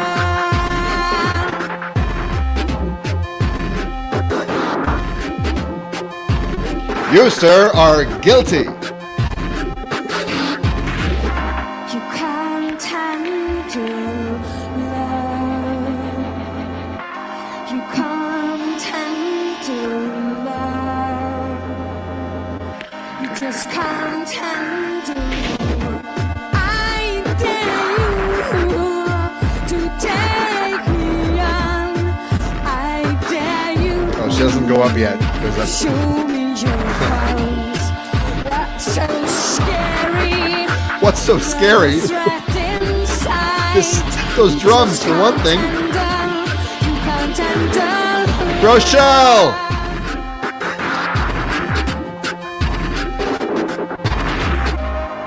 You can't handle love, baby. You can't handle love. It's obvious. You can't handle. I dare you to take. Here it comes. I dare you to show me your palms. I'm so bored of cowards. She's using her Miss Piggy voice. Then they can't handle.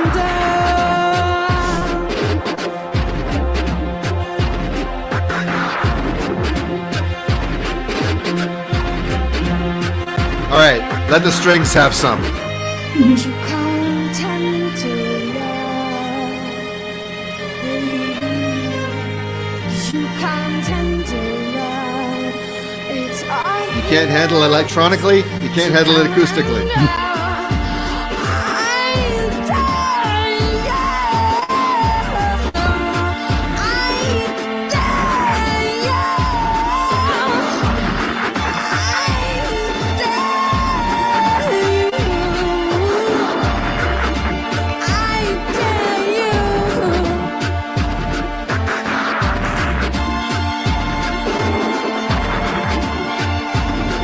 Tremolo.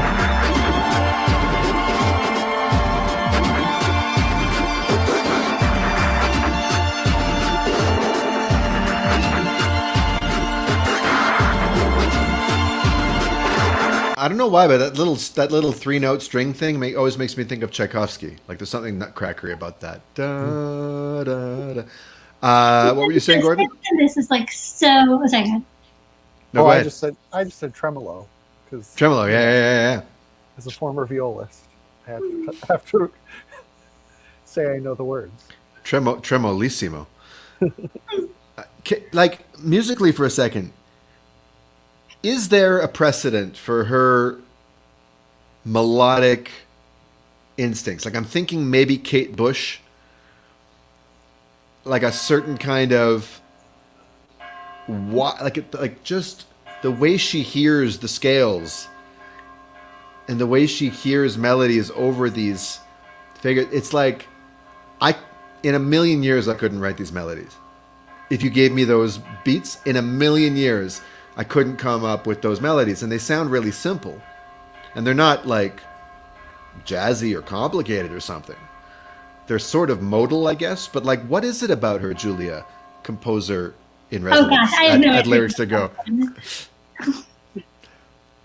You don't know? No. Okay. Do you know what I'm talking about, guys? Like, no one, like, it's not based on anything as far as I can tell. Like, where did it come from? I feel like it's part of the whole, like, I feel like it's in the way it's built. Yeah. That you know, starting at beats and going to, like, coming at it from all these different directions to the same thing is why it all works. Yeah.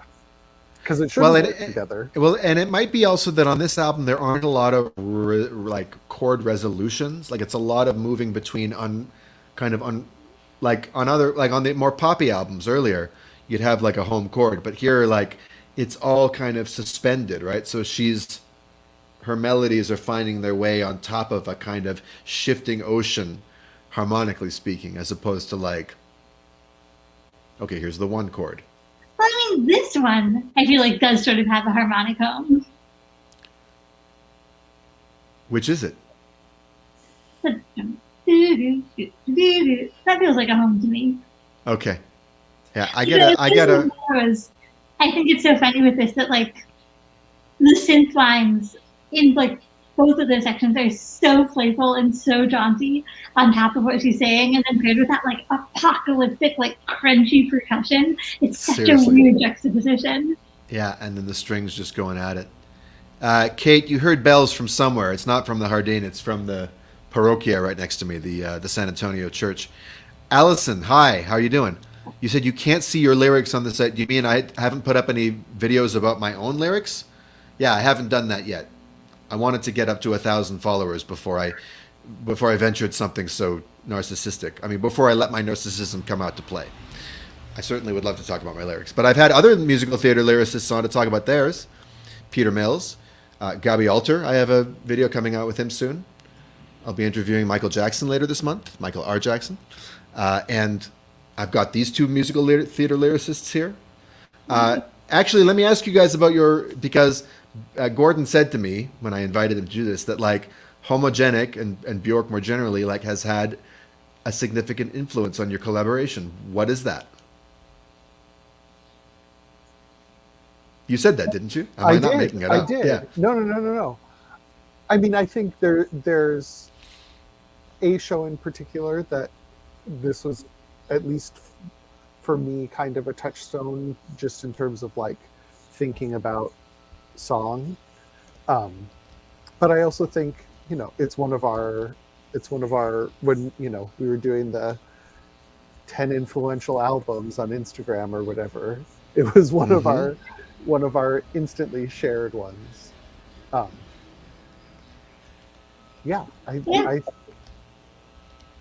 think it has a lot of the things that we strive for, which are like lyrical simplicity, and not an approach that's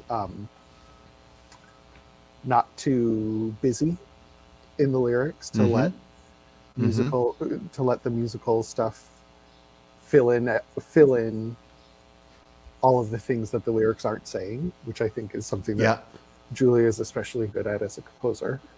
Well, Julia's music has always been very atmospherically informed. I'm not going to call it purely atmospheric, but it always has a sort of, it's got space to it, and Björk'S certainly does. Their website's down there. You should all check them out, gordonandjulia.com. What an elegant URL. I will say, my name is only first so that there weren't two A's in a row. It's also alphabetical. Julian. Yes. Yeah. Yes, I agree with Brendan and Allison. Yeah, You're both, I love yes. her walking around Iceland singing to herself. That is a great observation, because that's what the lyrics sound like. They sound like someone making up melodies against natural backdrop. So I think actually those two comments combined might answer my question. Like, you're singing, and this is the way, actually, this is it. How did singing start? When did human beings start singing? Not when they took a music class. When they were walking around in nature, listening to, same thing with language, listening to nature, responding to it, call and response, variation, all of this stuff. And that's what she sounds like, and she's informed by modern music, but the heart of someone connected to the land and whose music comes up from it. I feel like that's maybe the answer to my question, because you can't think your way to that stuff. You can't learn that. Primordial. It's primordial. But it's not primordial in the same way that, like, so Tanya Tagaq, for instance, is like, who collaborated with her, is channeling a particular cultural musical form, right? Right? Björk, like we said, is kind of pan-cultural, and she's funneling it into Western pop music. So it makes for a very interesting mix. Yeah, primordial. Yeah, exactly. Hi, Allison. Good to see. I haven't seen you in like 15 years. Allison and I knew each other in New York. It's always nice when people post up here. All right, so that was 5 years. But hold on. We haven't even talked about the lyrics. Come on now. We got to. This is devastating. This is some brutal shit. Man, sir, you have been owned. You have officially been owned, sir. You think you're denying me of something. Well, I've got plenty. You're the one who's missing out, but you won't notice till after 5 years. If you live that long, you'll wake up all loveless. And then the dares start, What do you think she means by show me your palms? I've been trying to think about this, and I feel like part of it is like your palms are so vulnerable that, like, there's something surrendering about showing your palms, either this way or this way. And there's obviously the like Jesus-y part of the vulnerability of palms, but show me your palms. We're gonna play that Hungarian hand slap game. Bam, bam. You if you think about what she doesn't like, the opposite of like an open palm is like a clenched fist, which is like this sort of uptight thing that she seems to have no patience for. Mm-hmm. Brandon and I are on the same wavelength. Look at that. I hate But that also game. he that's terrible. He adds palm reading, which is Hey, I like show me your palm palm. reading. You show me the future. Submit yourself to my palm reading if you're such a fucking man. I'm so bored with cowards. I've always loved the word with. It's not I'm so bored of cowards. I'm so bored with cowards. They say they want, then they can't handle. And I love those too, because a normal English speaker would add an object of that sentence, right? Yeah. But no, just the verbs. They say they want, then they can't handle. It's perfect. Mm-hmm. And then she names it with you, the general thing, and then you can't handle love. Yeah, it's like, generally speaking, I'm so bored with cowards. Let's get specific. You can't handle love. What's so scary? Not a threat in sight. And I love.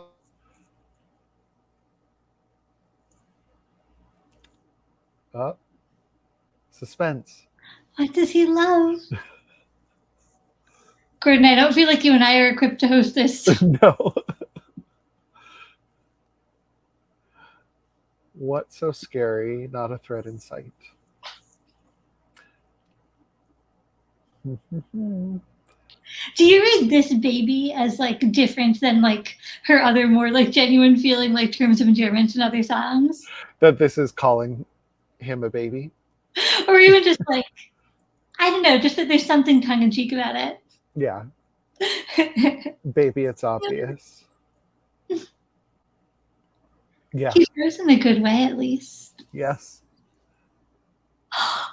We're all wanting more. Gordon, do you have a favorite and least favorite on this album? Oh, I definitely don't have a least favorite. My favorites go back and forth between I love Yoga. I feel like Yoga is like the entree into this album, and then I love Alarm Call. Mm-hmm. I feel like that's my other favorite. I honestly like Bachelorette might be one of my favorites on this one. Yeah. That and Yoga. And I feel like listening to it now as opposed to listening to it when I was 15 when it came out, Mm-hmm. I feel like I have a more of an appreciation for a song like Pluto, which at the time I remember just being like, what in the world is this? You know what we didn't talk about with Bachelorettes is the title, because especially you guys are blowing my mind with this thing about it being part of like a trilogy across albums, but Bachelorette in theory means someone who is going to be wedded, right? Well, yeah. I mean, a bachelorette is a single woman. Oh, okay. So it's not necessarily someone promised to someone. Right. Right, but what in listening to all three songs, what was interesting is that Isabel is my name Isabel, married to myself. My love Isabel, living by herself. And so, but I feel like Bachelorette is very much not to herself. Yeah, no, for sure. It's not Isabel singing to herself. What do you think about that, Brendan? I wish we could invite Brendan to come be a guest with us. Could send him the link. As a fellow Björk fan. Yeah. Or anyone. And then I've tried to figure out how human behavior links in, other than it also has the like,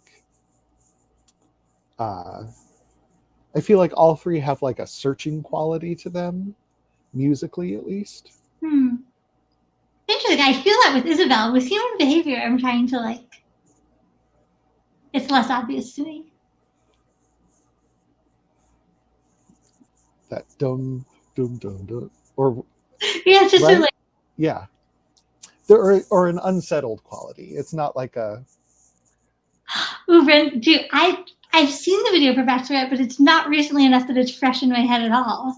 Because she has the book, she wears the dress with jeans, and has the book. that then gets printed and she has to like live the whole thing over and over again, right? Or she sees it playing out. Oh, is that Daniel? We said, stand by, my internet went out. Great. I'm glad we didn't all get kicked off, unless we did. It's somehow just you and me and Brendan and Allison are still connected, but otherwise, it's awesome. Right, Allison refers to a young unmarried woman. Right.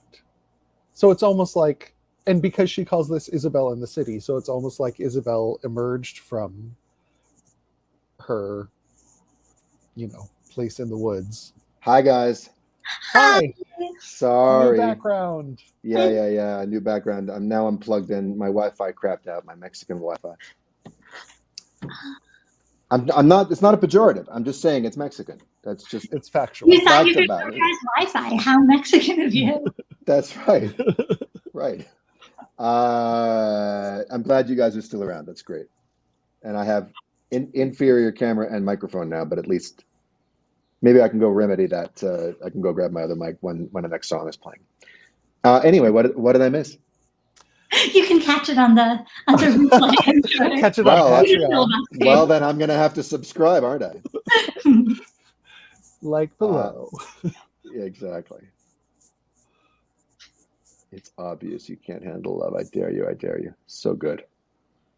I pity the fool. But what's interesting, and I love this about an artist like this, right? Contrasting that with the next song, which is the flip side. The next song is the absolute flip side. Mm-hmm. And like, if this song is You Gotta Know, well, the next song is a place that I don't know that Alanis goes particularly. I haven't really listened to her, but like, yeah, once you get the anger out of your system, you're left by yourself and you're like, how the fuck did I let that happen? And as a divorced person, I've been through that. Like, you have all of your feelings and thoughts that are that deal with the other. Like, why did you do this? Whatever. But at a certain point, you're left with yourself, and it's like,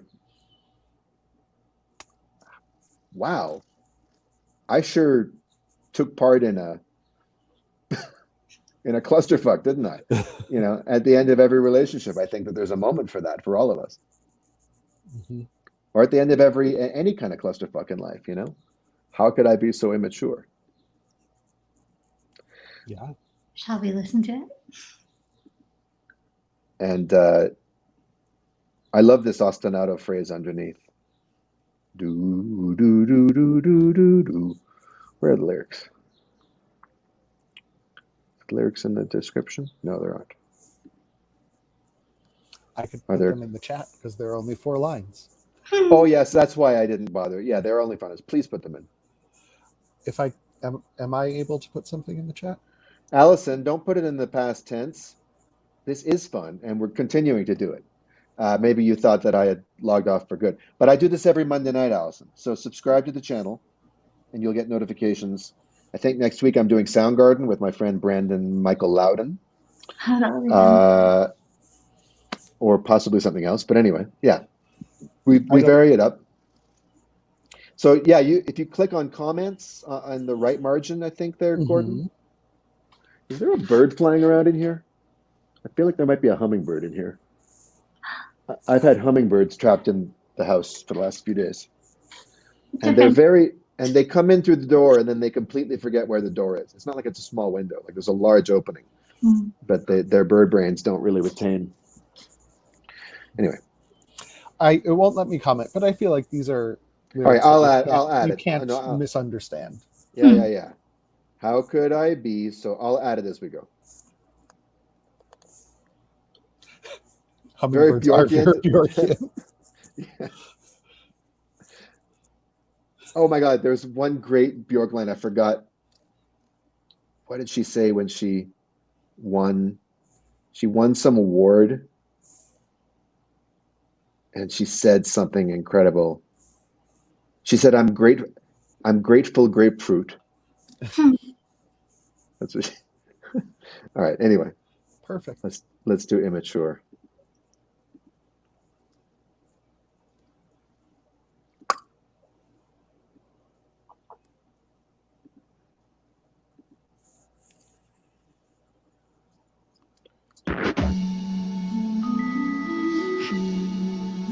And I love this. There's like a sound, like she's thinking.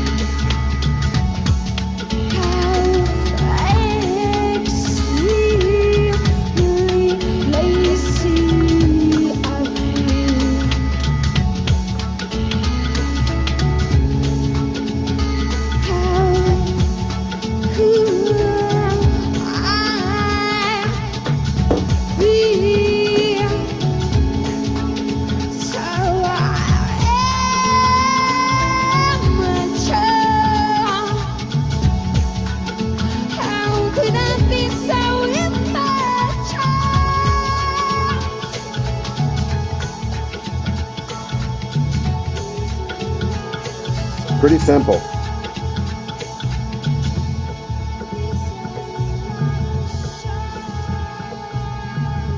And not that like this whole album is about a dude, which obviously it's not, but it's sort of sad that the previous one is like a you, and now the person is gone and it's the third person he. Yeah. How could I be so immature to think that he would replace the missing elements in me? How extremely lazy of me. I mean, that's a diary entry turned into a lyric with the power of melisma.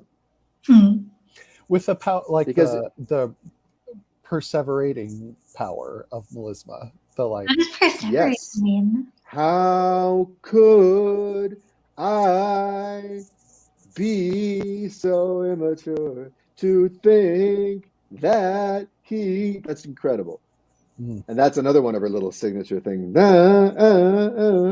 She does that on what's that called? Headphones. Mm-hmm. There's a lot of that on headphones off Post. But yeah, that's sort of just, and that's what it feels like when you're berating yourself. There's like, it's not quite like self-flagellation, but there's like that loopiness of it, both in the setting, in the repetition, in the Going back to the yarn metaphor, it's like knitting, and you keep pricking yourself in the same spot, and you're like, ugh, God damn it. Ugh. You know, and like at a certain point, you just keep doing it because it keeps you awake, and you're like, it becomes a kind of expiation somehow. Like you have to go over it again and again until you figure it out. Mm-hmm.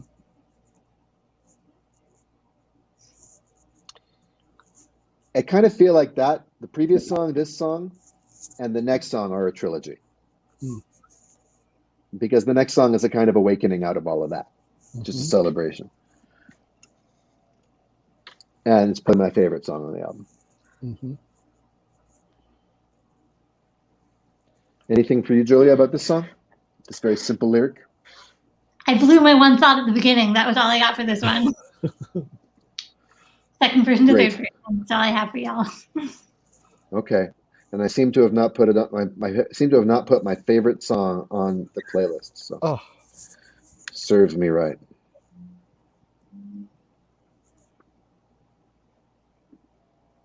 So this is Alarm Call, but do you know what the demo title was? No. It was called Jacko. And so some people think that it might like weirdly be an allusion to Michael Jackson, which is just like energy-wise, and you can almost see that in the song. Anyway, I'm going to need you to explain that to me after we play it. Yeah.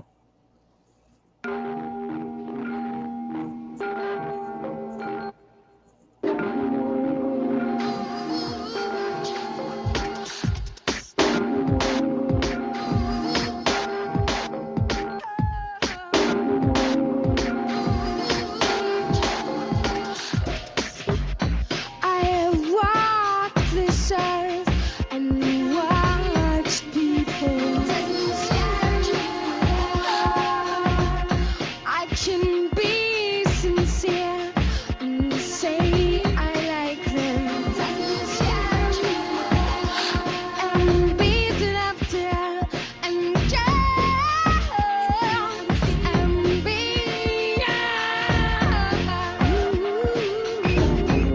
can't say no to hope, can't say no to happiness.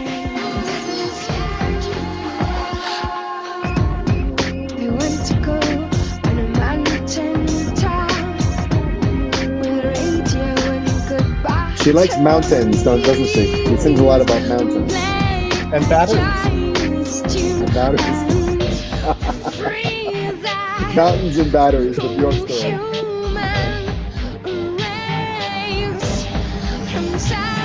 Sorry, I missed it. What is the lyric? Play a Giants tune or play a Chinese tune? A joyous. I never, ever considered that it'd be that one. In my mind, it's either a Giants tune or play a Chinese tune. And for the whole Both are universe. joyous. So. Well, come on. Let's not essentialize. Let's not essentialize. Oh, Jesus Christ! The cat has a bird. Nushka, get out of here. Get out of here with that. Get out. Get out. The wonders of live streams. I should have closed the door. Catherine, if you're watching, your cat caught a bird.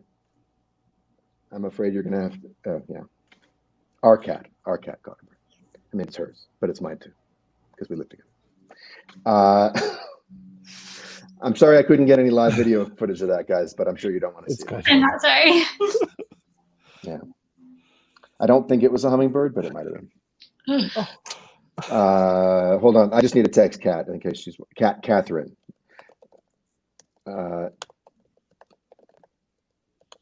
Well, this is perfect because now we're just going to land back in the song at the best line in the on the album. Oh yeah, absolutely. Absolutely. We could use this line right about now. I'm no fucking Buddhist, but this is enlightenment. The less you give me, the more space I've got. I'm capable of death and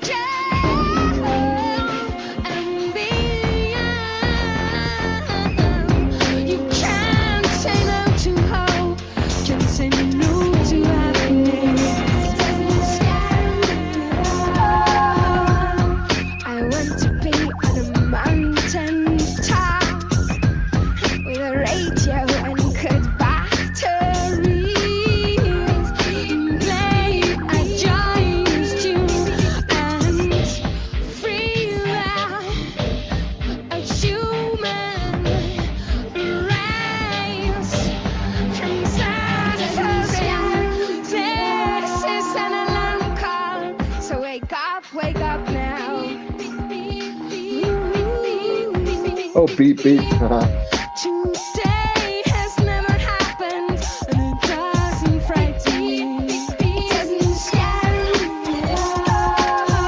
Oh, come on, stop with the editorial commentary. Just give us the lyrics.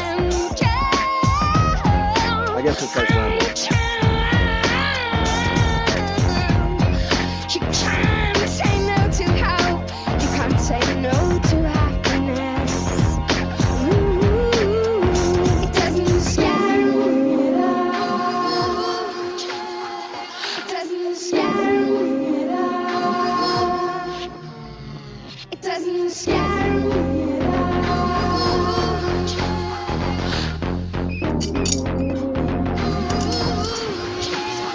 It doesn't scare me at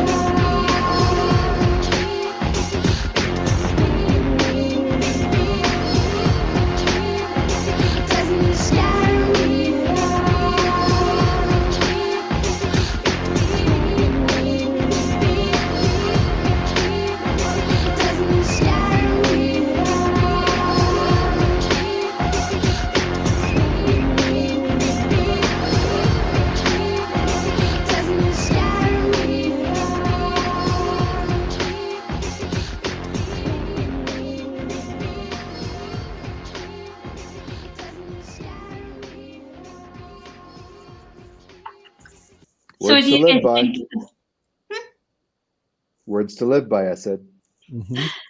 I was going to say, what do you guys think? Is this a lady doth protest too much moment? I feel like were this a musical theater song, if a character says it doesn't scare me at all that many times, you must have a bridge that's like, actually, I am scared. But in Yeah, Björk, but you know what? I think that if you take the entire album as a dramatic context, then you have that bridge elsewhere on the album.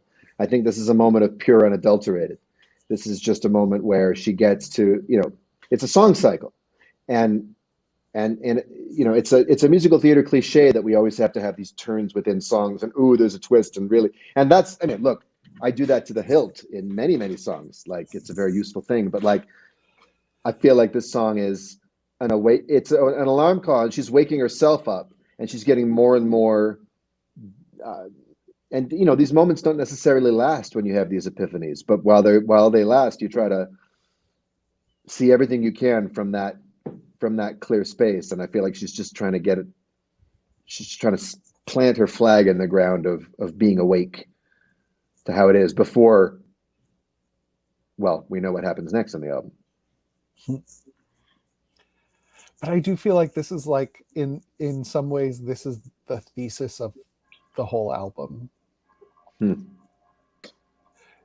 Because I've walked this earth and watched people, I can be sincere and say I like them, juxtaposed with the less room you give me, the more space I've got. That like there are all these terrible things out there, but there are good people. There's yoga. There's the people I love. There's healing. There's the yarn. There's the light. Yeah. There's all of that. The luminous beam. And that they are the space. They're why I make music. Yeah. They're what I'm going hunting for. They're why I'm going hunting. That's a beautiful. I feel like that's right. I feel like this song is at the center of the album. Julia, you're an Indigo Girls fan, right? am I what fan? You're an Indigo Girls fan? Yeah. Yeah. So that line, the less room you give me, the more space I. You know what Indigo Girls lyric that reminds me of? Unless I seek more than the closer I am to find. That's what comes to my mind. But what? Well, right. Yeah, sure. But in its form, but in terms of the idea of it, the closer I'm bound in love to you, the closer I am to free from power of two. Ooh, yeah. This sense of freedom in the constraints of commitment. In the constraints in the obligations of intimacy.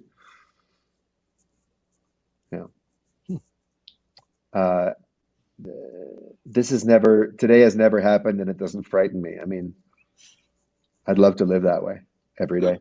And I'm no fucking Buddhist, but this is enlightenment. What I love about that so much is the emphatic rejection of dogmatism, of like the idea that I need to go meditate for a bunch more years before I wake up, and the whole spiritual rigmarole, the whole new age, like personal development,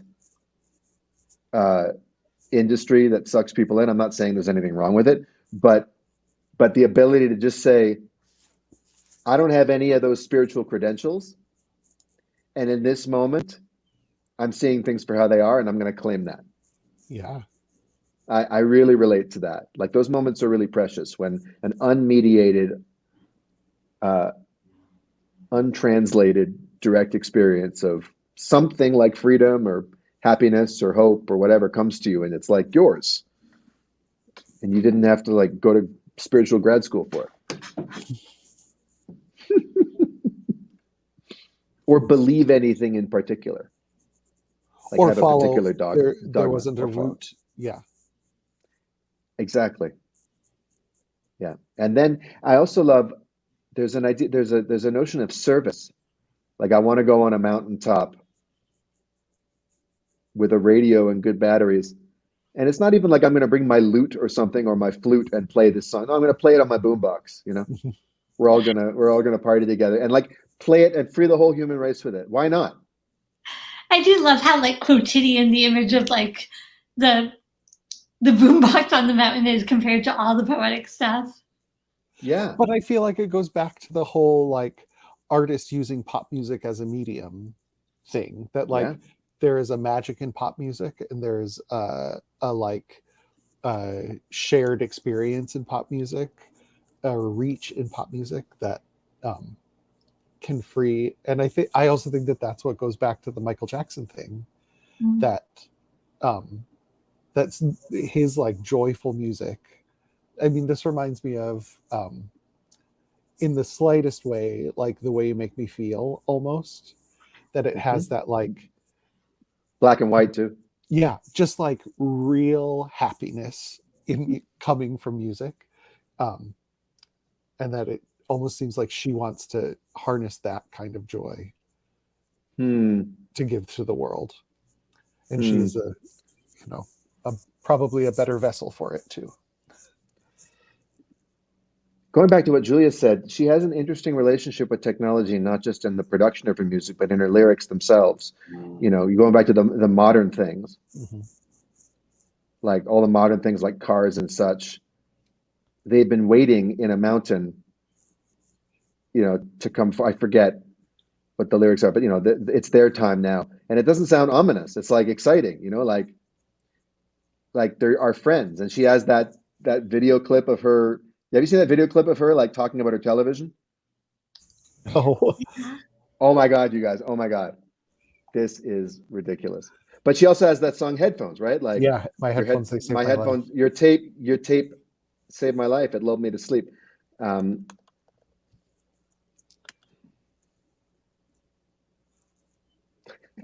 Oh, is it this? It's from 1988. Hello, it is Christmas time and I'm sitting here by my TV.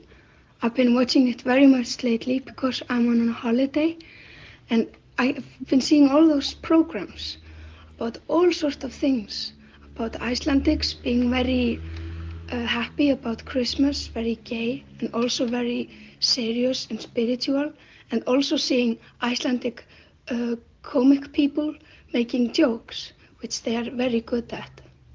But now I'm curious. I've switched the TV off, and now I want to see how it operates, how it can put me into all those weird situations. So it's about time.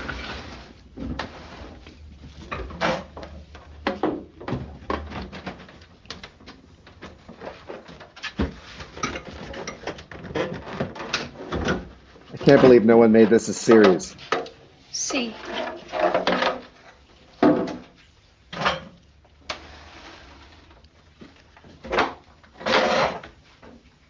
This is what it looks like. Look at this.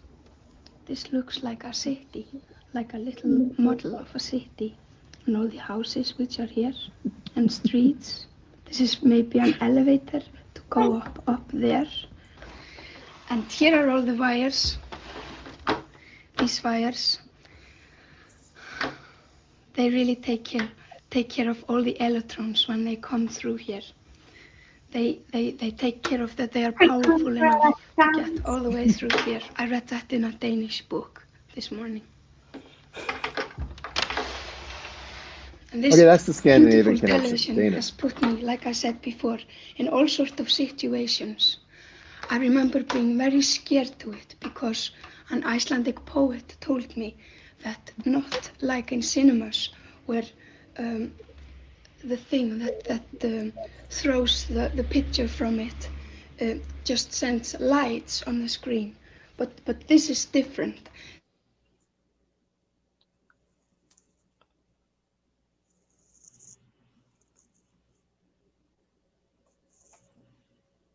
Did we lose Daniel's side again? I'm not really sure, Okay. but because there's so many of them, and in fact you're watching very, very many frames when you're watching TV. Your head is very busy all the time to Anyway, you get the idea. But It's so pretty wonderful. adorable, right? Yeah. Everything comes from curiosity. Mhm. Which is Total best. curiosity. And what's that's a great observation. And you can hear on this album that when that curiosity gets rebuffed or not met in kind, there's a kind of righteous rage, right? Like it's kind of organic, like, and confusion and sadness, and you have to go back and regroup, but it doesn't. But she's determined to not let it sour her on, like spoil her curiosity, which for a lot of us, it does. We learn the wrong lessons. We learn lessons that help us survive. Like, oops, I got burned. I won't do that again. Right. And that's like emphatically not how she wants to grow.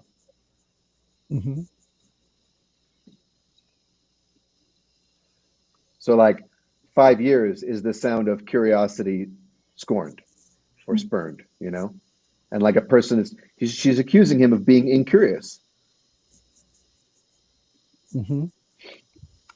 You're the one who's missing out, but you won't notice. You won't notice till after 5 years if you live that long.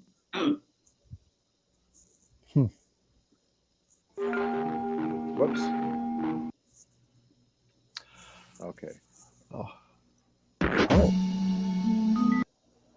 All right. So that takes us up to the penultimate song, the 11 o'clock number.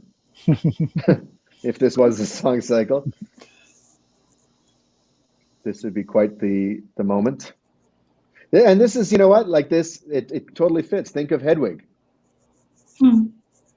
This is the moment where he rips everything off, or she rips everything off, right? Like it's just, it's the total disrobing. It's the total end of all the pretending, all the irony about the irony. It's just like this, an explosion. And then what are we left with? We're left with, you know, trying to, you know, a kind of all is full of love, recuperation.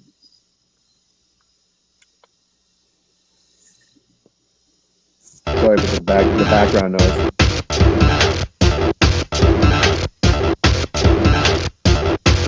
Bye, Allison.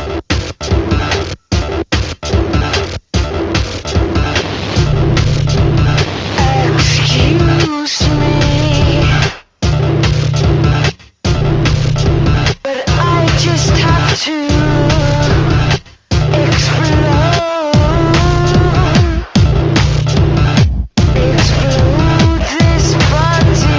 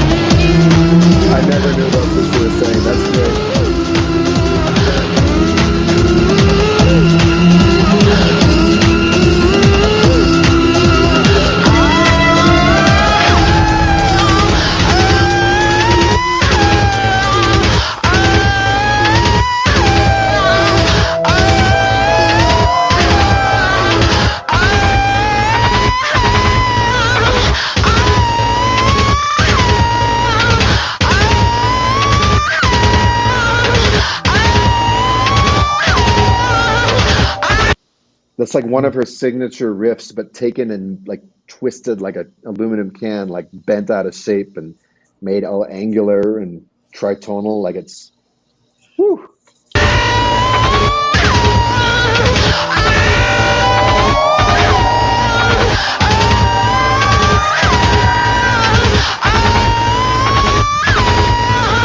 Oh my God.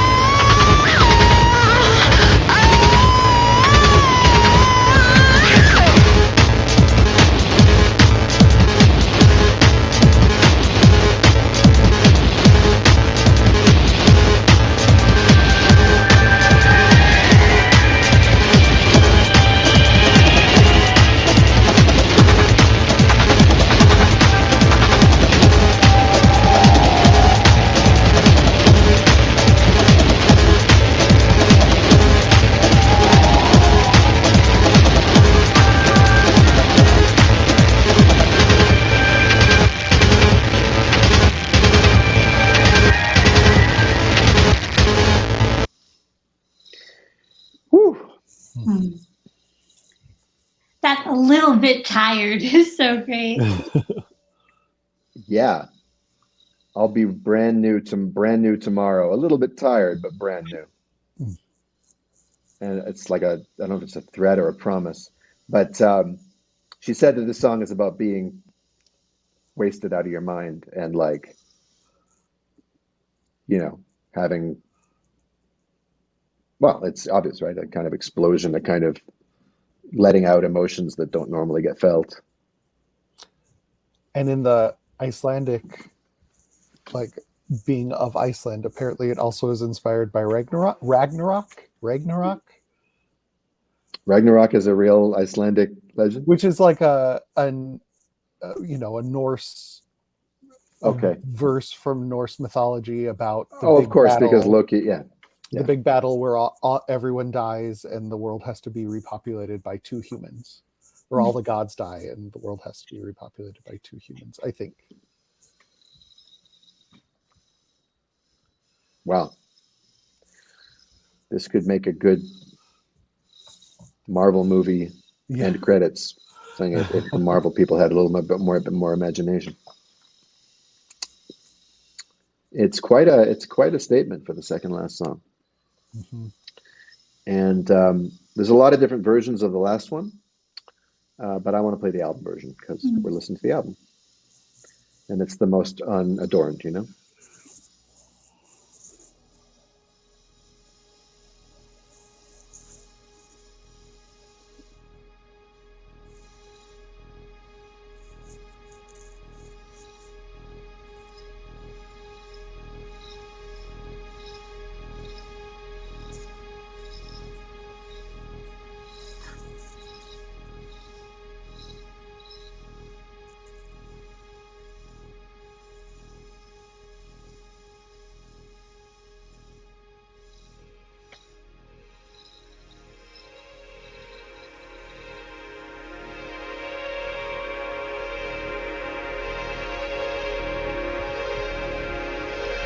To be given love,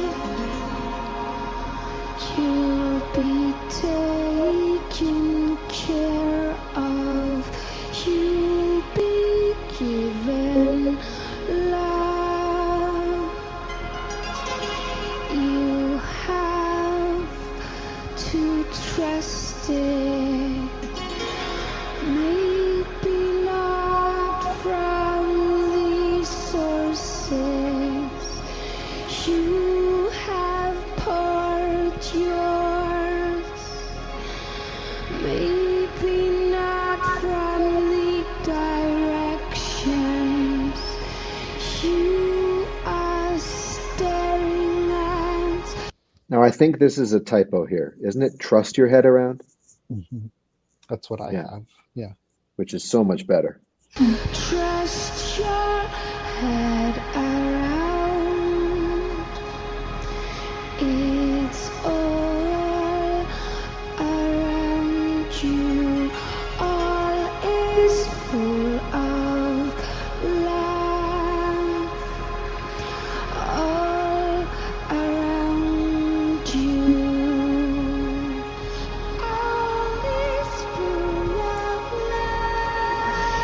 just ain't receiving. Your phone is off the hook. Your doors are shut. And I'm breathing in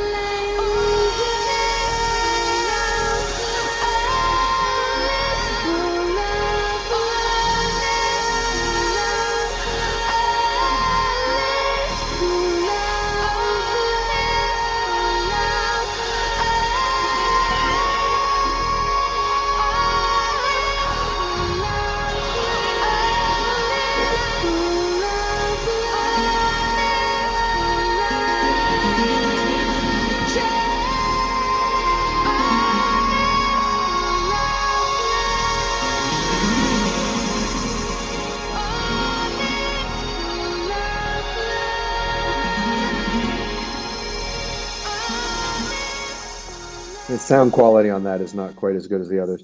I mean, I'm no fucking Buddhist, but that is the other side of enlightenment too. It's the less celebratory, grandiose one, but it's just,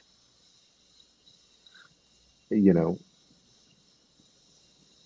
in the moments like after ayahuasca ceremonies, for instance, the nights that were that, you know, sometimes you get a night where it's like you get to experience that afterwards, after going through all the turmoil and whatever, and you're just there with the sky or whatever is surrounded, or the forest or whatever, and you just can and you don't need a psychedelic to feel this, but those moments where it often comes out, I find, after the storm, the internal storm, the external storm, whatever, that you can really appreciate the peace and the experience that actually all is full of love, even amid all the brutality, you know. Mm-hmm. So to put this song right after Pluto makes intuitive sense to me.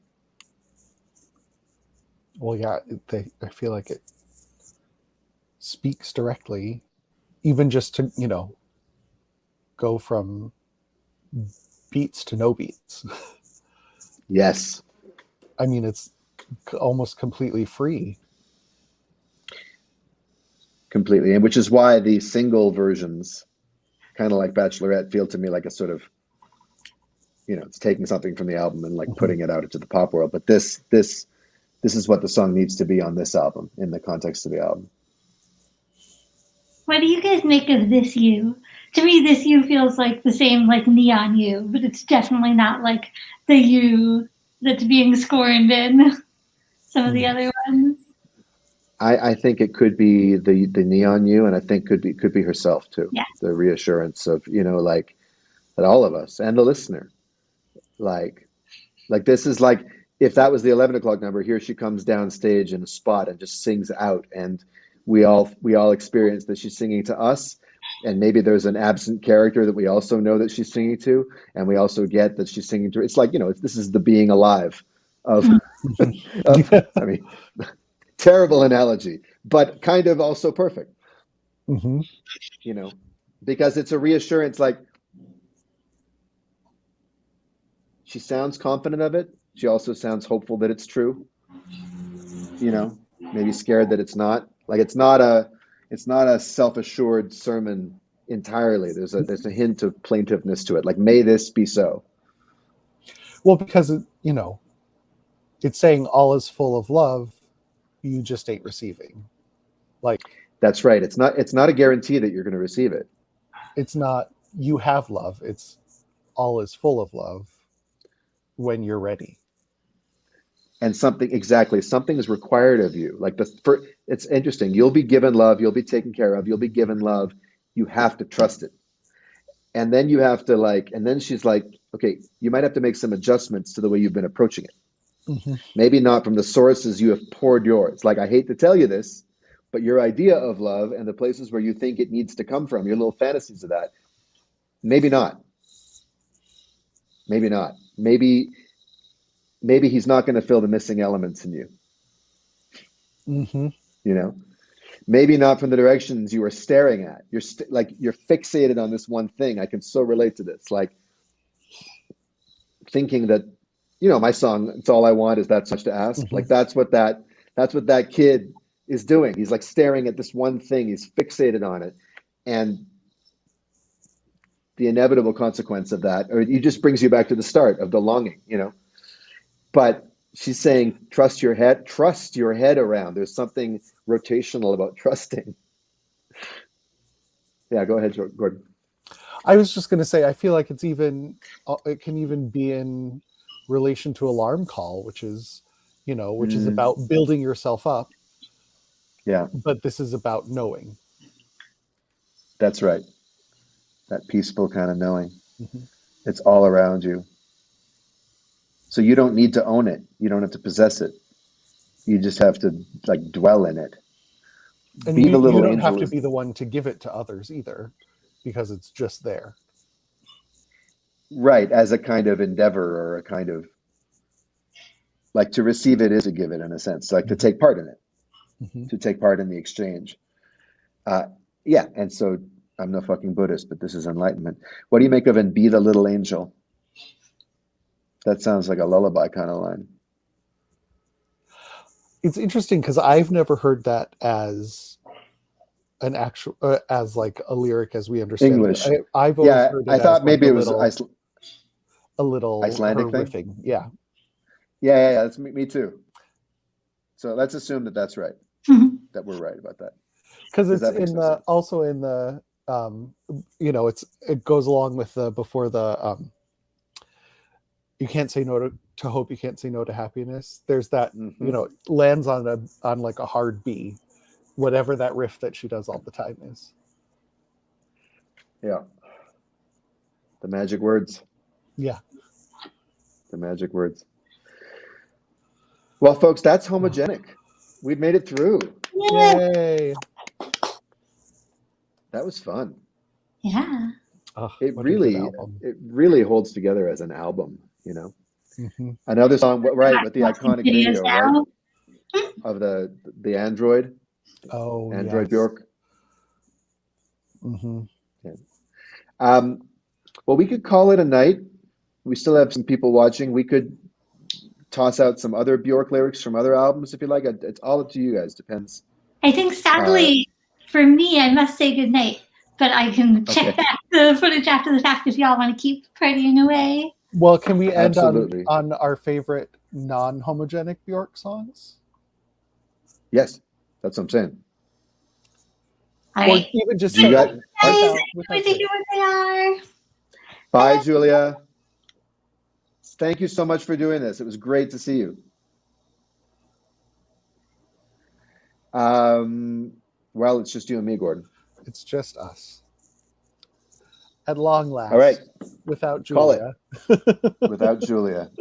Now that we're alone, let's get real. So what are your favorite non-homogenic lyrics? Your favorite heterogenic lyrics? The like little lines that stick out to me. There's one in My Spine, which is on Telegram. Yes, Telegram. Yeah, the remix album. It's I adore back of necks, beautifully shaven, gives me always, always, always a pretty rush down my spine. I haven't heard this one in years. It's like Great one album. of those quintessential like weird little Björk images that is so appropriate. Yeah, it's Björk taking delight in something. Yeah. She just takes delight. That curiosity, the observational curiosity. Exactly. I forgot this. Haha. I adore back of necks, beautifully shaven, gives me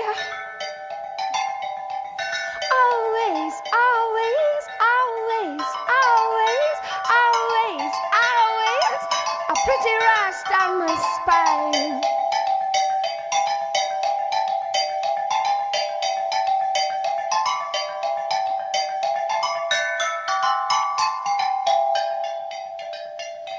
All those boys with fascinating fingers, working creative, touching their tools, gives me always, always, always, always, always, always a pretty rush down my spine.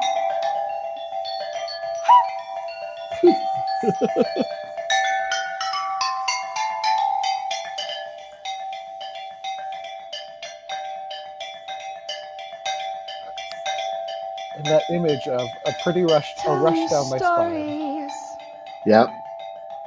Pretty rush. play me the Not tunes not the chills, not No. that cracked you Goosebumps. up. There's something synesthetic about her. Her senses meld, Gives me always, She can see the always, rush. Always, always, always, always, always a pretty rush down my spine. Ah!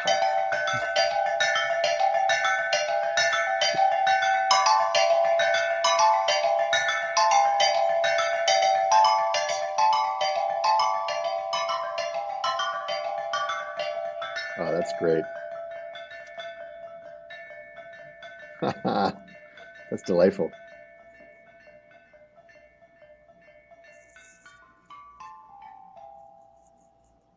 I literally think of that song every time I get my hair cut, which happened today, which is why it's on my mind. Oh, nice. That's great. One that comes to mind for me would be from Medulla, Where is the Line? Mm. Which I haven't listened to in years, but I remember always it being very powerful. I haven't. So I listened. hope I'm right.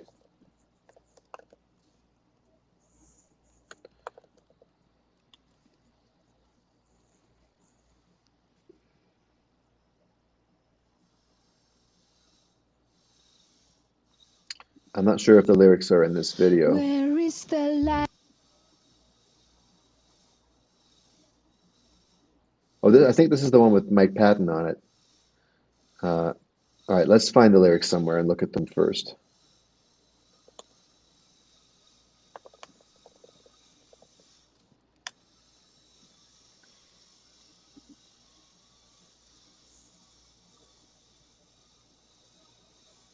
My purse wide open, you ask again. I see you trying to cash into accounts everywhere.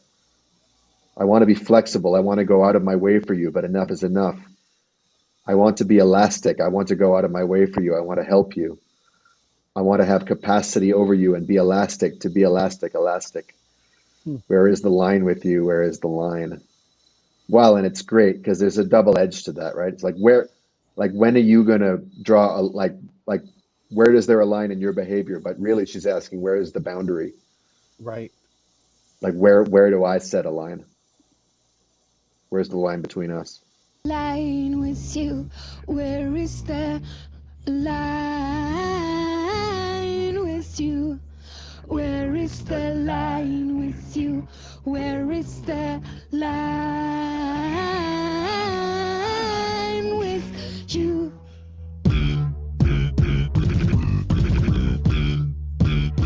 My purse wide open. You ask again. I see the crime and cash into accounts everywhere. Where is the line with you? Where is the line with you? Where is the line with you? Where is the line with you? All right, we don't have to listen to the whole thing, but that lyric is it's like a couple of albums later, it's like it hasn't resolved these things. Yeah. Well, and then you get to what's it called? Volnicura. Volta? Oh, Volnicura, yeah.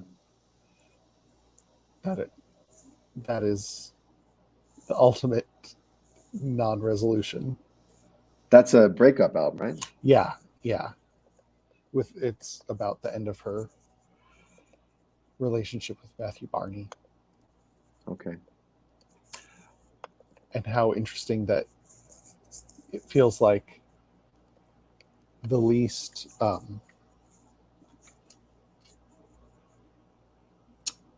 or like the most personal, the most like unable to distance and find the poetry of it, Yes.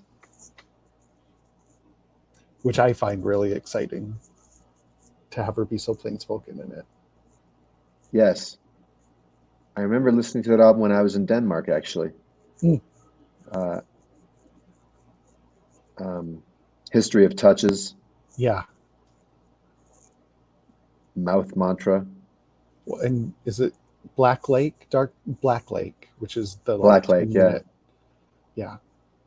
Oh, wow, yeah. So good. Yeah. I mean, I need to go back and listen to her later stuff, you know. I don't know it as Yeah. well. What about I feel- Vespertine? Wow. And then there's of course Selma songs. Oh gosh. Dare we? Yeah. I mean, I've seen it all. I've seen it all. I've seen it all as, yeah, Should we do it? sure. Speaking of All right. Tom York, Speaking of Tom York, exactly.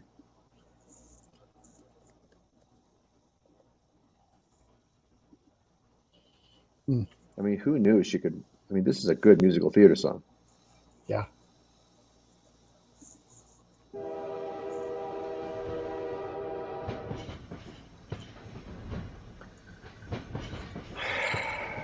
Shake our fist at Lars von Trier, and we also say, "Well cast, sir."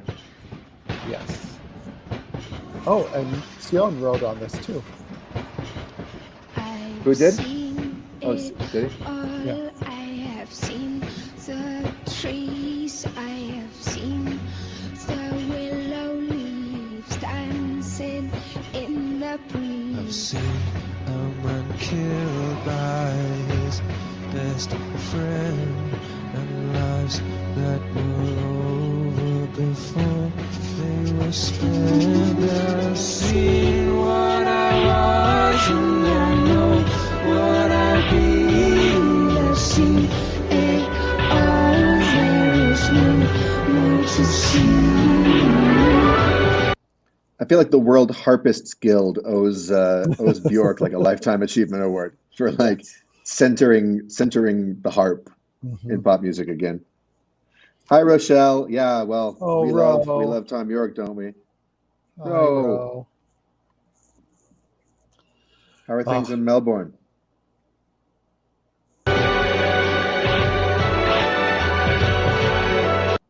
Did this album come out when we were starting grad school? Just Like- before. or was I it feel before like the that? movie Just before? was like my senior year in college, which was Okay. like 2 years. Yeah, I think it came out in 2003 or 4.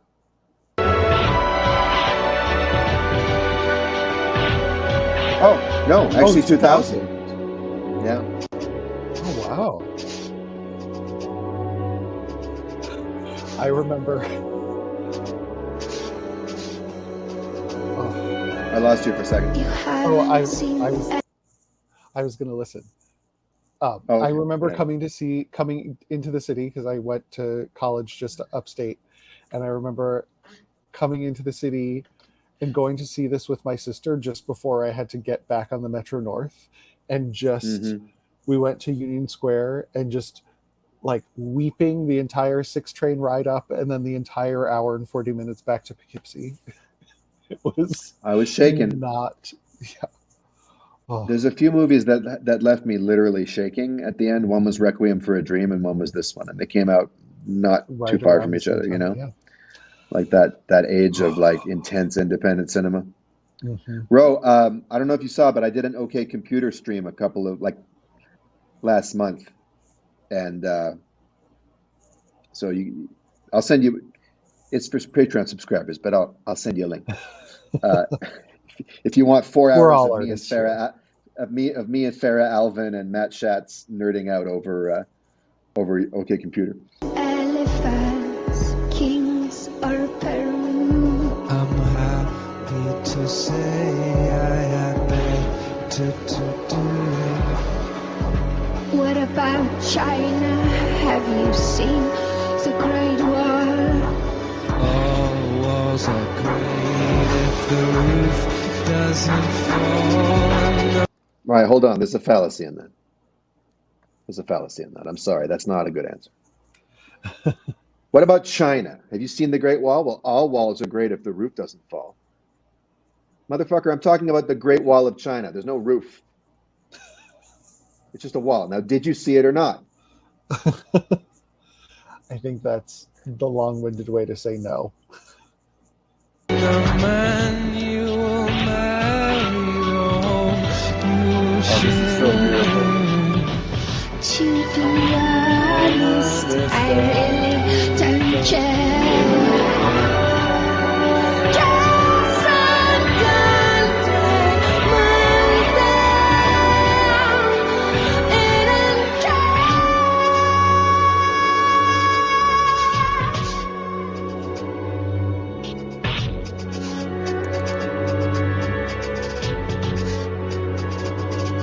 You've never been to Niagara Falls.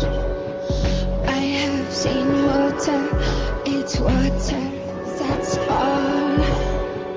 The Eiffel Tower and the Empire State. My taste was as high on my very first day. What's that line? The Eiffel Tower, the Empire State. What about the very first date?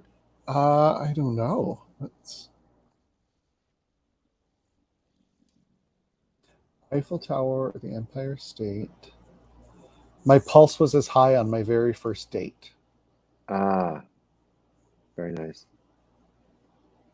Your grandson stands as he plays with your head. To be honest, I really don't care. What's that? Because she'll be blind by then. Because she'll be blind by then. Which, I mean, well, never mind. I think some blind people would have, some blind grandparents would have something to say about that. Yes. But I think it's more that she's depressed. She's depressed right now, and she's trying to, she's in denial. Like she's not willing to deal with the situation as it is. Right. And also, there's a lot of shit going on in her life, from what I remember. She's got some things to deal with. Yes. Because she's in a Lars von Trier film, and she's a woman. Because she's the female main character in a Lars von Trier movie. Ugh, Tom it's York, such good- I appreciate it very much, but have you noticed that I'm a female protagonist in a Lars von Trier film? Do you know what a sadist that asshole is?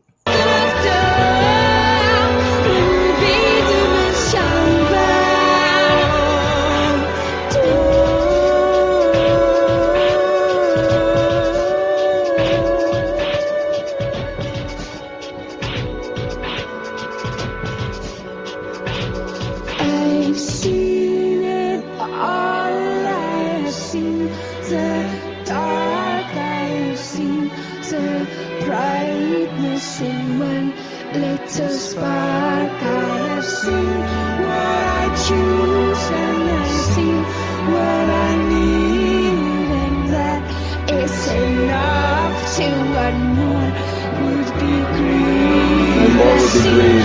What I was and I knew what I'd be. I've seen it all, there is no more to see. I mean, it's a classic musical theater trope where a character emphatically insists, like a protest too much song, like Julia said. All and all you have seen, you can't always review on your own with the screen, the light and the dark, the fate and the smile. But in the movie, it's Peter Stormare, right? Oh, I don't know who. Isn't it the guy from Fargo? Plays the guy she's on that date with? Oh, I don't know. Yeah, it is.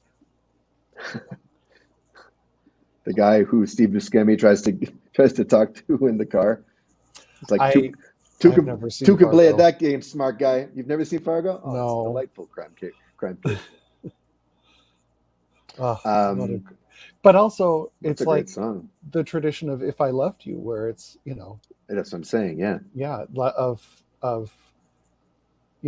Oh, right. Yeah. That too. Two saying people two people talking around what they're talking about. feigning indifference, and waxing philosophical, almost waxing hypothetical, Right. to avoid what's actually going on. Oh, it's so good. Yeah. I don't think I can watch it again, but it's so good. No, I'll never watch that movie again. I have no.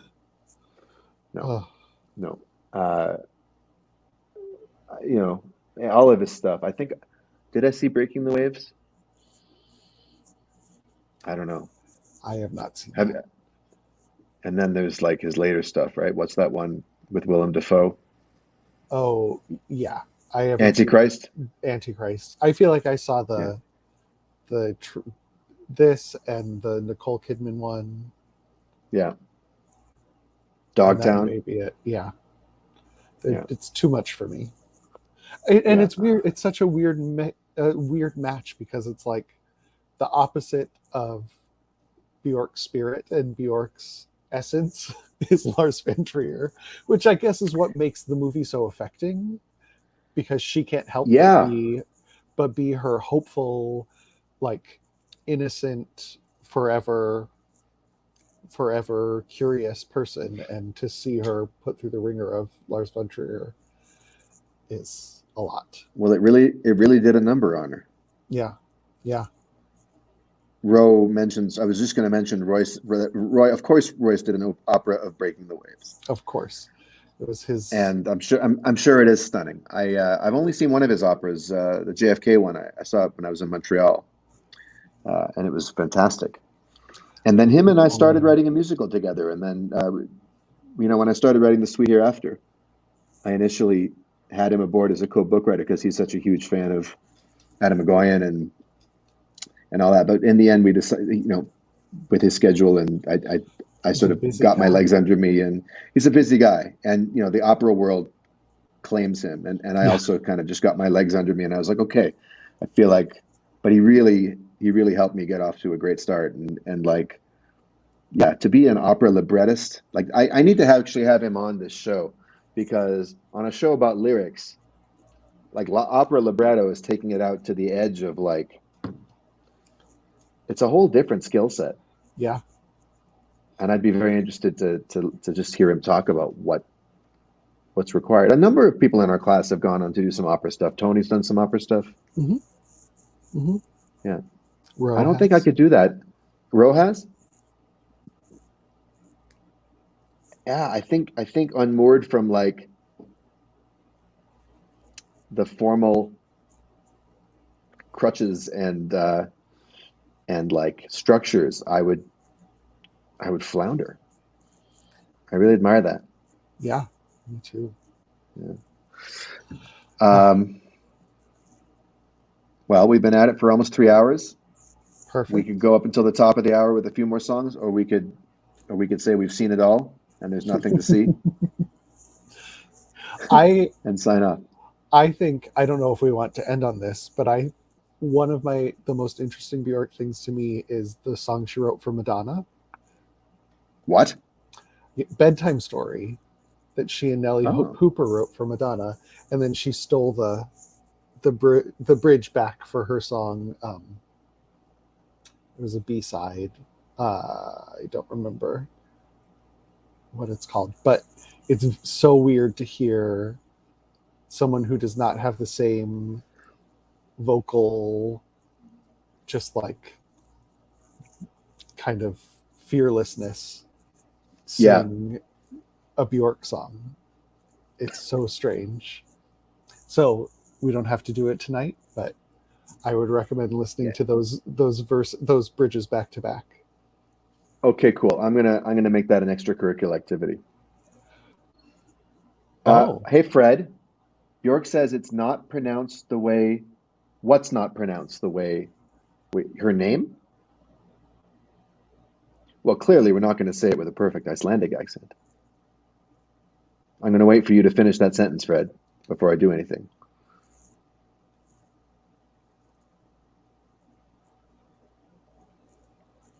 Fred is a regular watcher. Good to see you, Fred. Regular commenter.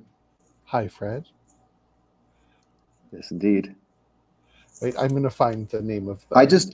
During this stream, I hit 750 subscribers. Congratulations. 3/4 Thank of the you. way to your first goal. My goal is by my birthday, 1,000, which is at the end of Perfect. September. So I think it's doable.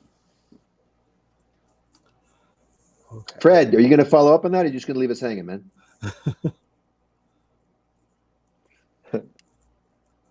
We still have 8 people watching. Does that mean they want more? If you guys want another song, then just chant encore in the chat. Let me hear it.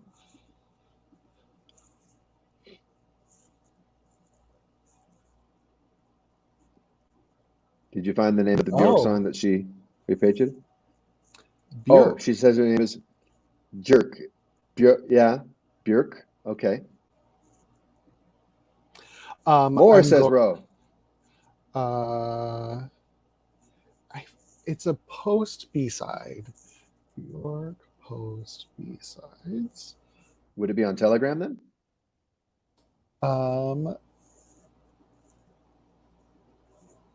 Let's see. Oh, you know what song I want to look at? Sweet Intuition. That's what it is. Okay. Well, let's listen to Sweet Intuition, and then I'll go listen to. Or are the lyrics good? Because the song that comes to mind for me. Go ahead. Sorry, go ahead. Well, Human Behavior I'd like to look at, because I didn't. We said it was the first in the trilogy, and I always sort of dismissed Debut as kind of just bubbly, dancey stuff, Oh, so but good. yeah. But Catherine, my girlfriend, was saying that Human Behavior always meant a lot to her. That it was like very thematic for her about her experience of the world. Amazing. So I want to take a look at what's going on in there. And I will give a plug for Venus is a Boy, Always and Forever. A plug? Just that I feel like is another transcends the pop. Yeah. She never again did another sort of jazz pastiche thing, right? Or is that a cover version? Like Someone in Love or whatever that, or whatever. What is that song called? It's all so quiet. There's Like Someone in Love, and then It's Oh So Quiet. Yeah. Because she has a whole jazz standards album that's mostly Icelandic. It's called Gling Glow. Okay. It's fun to listen to. It was from before Debut. All right.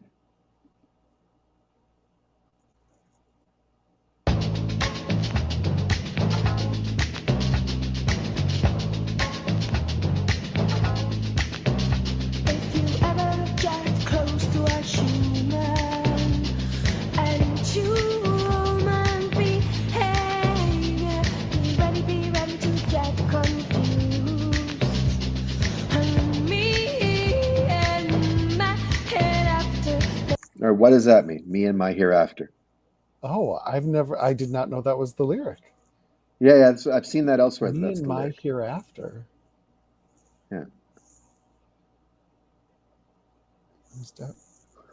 Wait, what's the lyric before that it's referring to? Prepare to get confused. Be ready to get confused. Maybe it's something else hereafter that like you'll stay. Yeah, it could. I don't know. Yeah. There's definitely no logic. Definitely. It's great. Human behavior, but yet so irresistible. And me and my future, and there is no more uncertainty.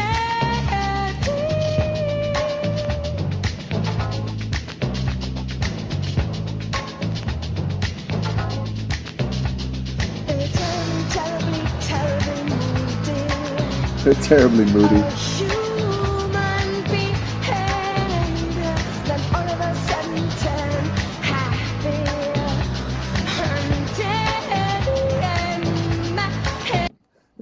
And LOL. I'm looking at on Genius. Here are the lyrics. If you ever get close to a human and human behavior, be ready to get confused. And then square brackets, gibberish. And gibberish appears throughout the song. That's a judgment. And and there's an annotation. Björk explained, I tend to want to have songs that way that there are sections which are strict, always the same lyrics, and train your discipline, and then have sections which are space and I can do whatever I want. So every time I sing those sections, they're different. Sometimes Icelandic words, but mostly gibberish. Amazing. Yeah. People trying to put her in a box. Exactly. That's not her. Don't fence her in.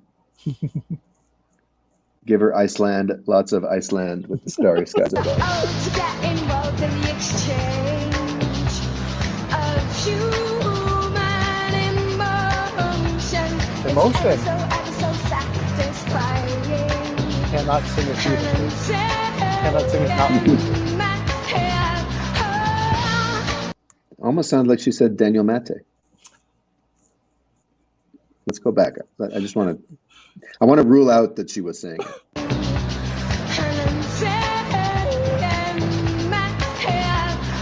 You hear it?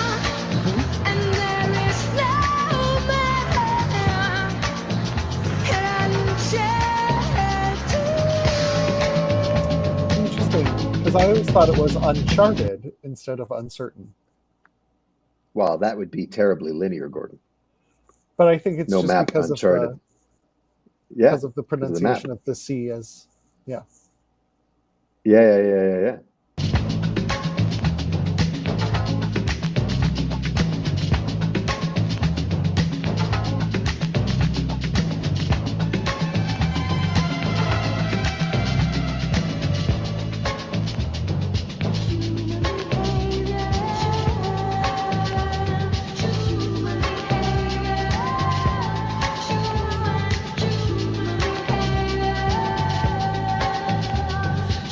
Oh my God.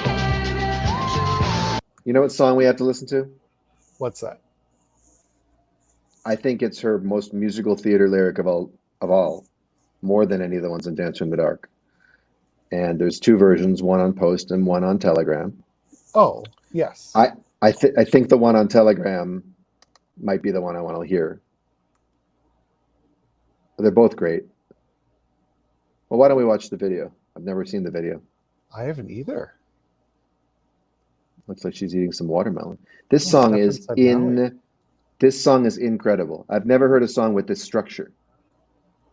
It's a story of a relationship. Every verse has a different melody. The harmonic language changes slightly depending on the emotion. The arrangement changes. And the hook keeps coming back, but it keeps morphing a little bit. And it means something different each time. It's like if you brought this into Bill Finn's class, he'd lose his shit. Yeah, that was our NYU. Were you in that class? I didn't take it. No. Yeah, I thought you skipped that one out. Yeah. Did you just hear bad things? I went for the first one, and then I was like, I don't think I'm going to get much out of this. I don't think it's for me. And I stand by that. What do you have against abuse? Well, it was a question of there were so many people in it, and I was like, it's little. You get maybe a second if he likes you, you get 45 seconds, and what's the point of all of the stress that goes along with it for? Yeah. For me, it was a quantity factory. It was a churning out, but also for me, there was this added thing of it got me to clamber back up onto the ledge of writing music because they accepted me into the word stream only. And like, it was a blow to my confidence, but like, there was a reason for it. My notation skills were way behind everyone else's. And like, I was like a songwriter, not a composer. Right. So learning how to set theater lyrics to music, mostly my own, but sometimes other people's, was like a big leveling up for me in terms of like, okay, now I feel like I can actually maybe navigate this genre a bit. So, and also the thing about him too, you know, pedagogically on the surface, like he didn't teach, he just reacted. He was like a reaction video channel, like before YouTube, like just he liked it, he didn't like it. But he did have a heuristic, he did have a metric, which was, are you being yourself fully? Are you like he had an ear for a voice. And when someone was like straining to be something else or trying to do too much or trying to impress him, it left him cold. And when someone was really finding something unique in themselves, which is what makes his stuff so alive, he would really respond. So it was like an interesting barometer to like hire for a while. I just told that story the other day, Ro, or a few weeks ago, that it was one of the best days of grad school for me. What's Nina? Nina Simone had covered a Okay. song from Golden Boy, or had recorded a song from Golden Boy, and he wrote the lyrics to Night Song. Feeling, isn't it? Oh, okay. Is that Feeling Good? No. Feeling Good's from Subways Are for Sleeping, I want to say, something like that. Or maybe The Roar of the Grease Paint? Yes, that one. Yeah. One of those. Yeah. I feel like they have similar album covers. That's why I confused them. But and weird titles. Yeah. The Golden Boy. Night Song was from Golden Boy, which was written for Sammy Davis Jr. And Nina Simone covered it, and we listened to it in his class, and I remember saying, "Oh, I've only ever heard the Nina Simone version of this," and he had never heard it. And so I whipped out my trusty iPod video and played it for him, which was like, yeah. Wow. He's an underrated lyricist. I love him. Yeah, I got to go back and listen to more of his stuff. What are some... So he wrote with who? Who was his writing partner? He wrote with Charles Strauss, who also wrote with other lyricists. But I mean, Bye Bye Birdie was their first one. Okay. They wrote Applause, which is the All About Eve adaptation. They wrote It's a Bird, It's a Ring, Plane, It's Superman. Okay. The Ring's Candor and Ebb, but okay. Yeah. He's wonderful. I remember liking him very much. Yeah. It was just like a nice old school moment in a program that doesn't have many of those. So which I think is a good thing, but it was nice to have like a little connection to Golden Age. And that's all musical theater talk. Well, which is fine. It's everything goes on this channel. Yeah. Possibly, right, here maybe, we go. Though. Possibly, maybe.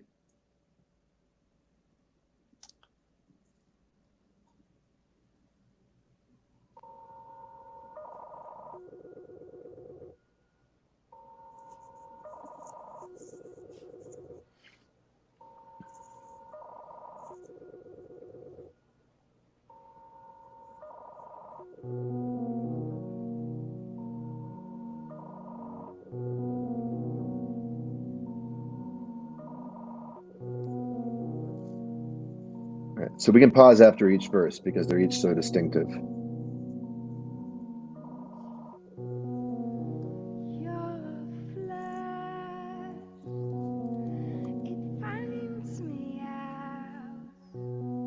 That interval.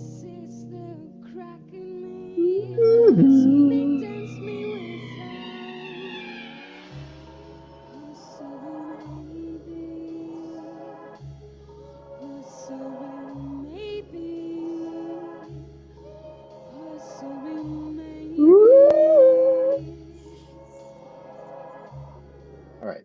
So first verse.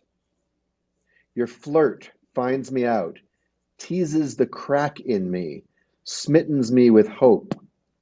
Possibly, maybe, possibly, maybe, possibly, maybe. So Not even the beginning, not even the beginnings of things, just the first shimmerings of possibility. Yeah. Your flirt finds me out. And again, leave it to an English as a second language speaker to like find a delightful way to say something. Mm-hmm. Not your flirtation finds me out. Your flirt finds me out.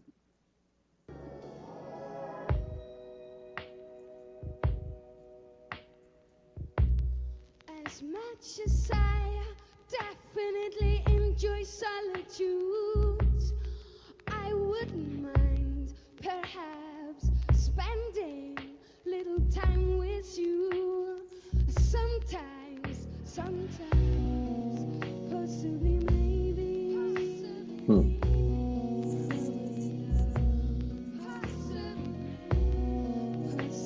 maybe.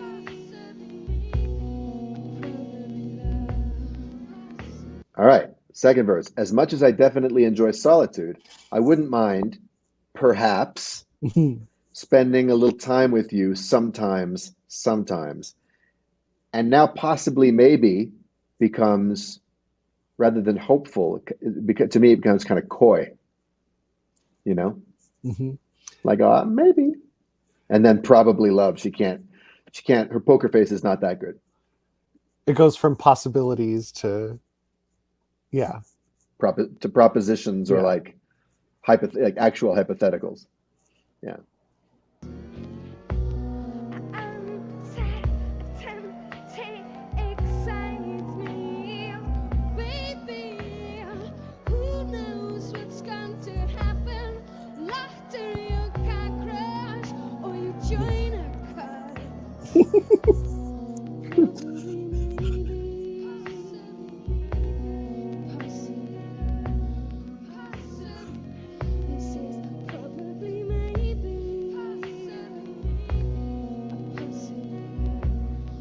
All right. All right. So now we are in the early stages of relationship, right? Uncertainty excites me, baby. Who knows what's going to happen? Lottery or car crash, or you'll join a cult. This almost feels like the kind of lyric that like one of our Korean classmates might bring in, that were just like bonkers brilliant without trying, just because of the like incongruities that come from the different sense of syntax. Who knows what's going to happen? Lottery or car crash, or you'll join a cult. Good luck, bad luck, plot twist. And then she starts to like transpose the possiblies and the probablies. Probablies, yeah. You notice that? Like it's starting to get all muddled. So good. Yeah. Possibly, mon petit vulcan, your eruptions and disasters. I keep calm, admiring your lava. I keep calm. Possibly, maybe. Possibly,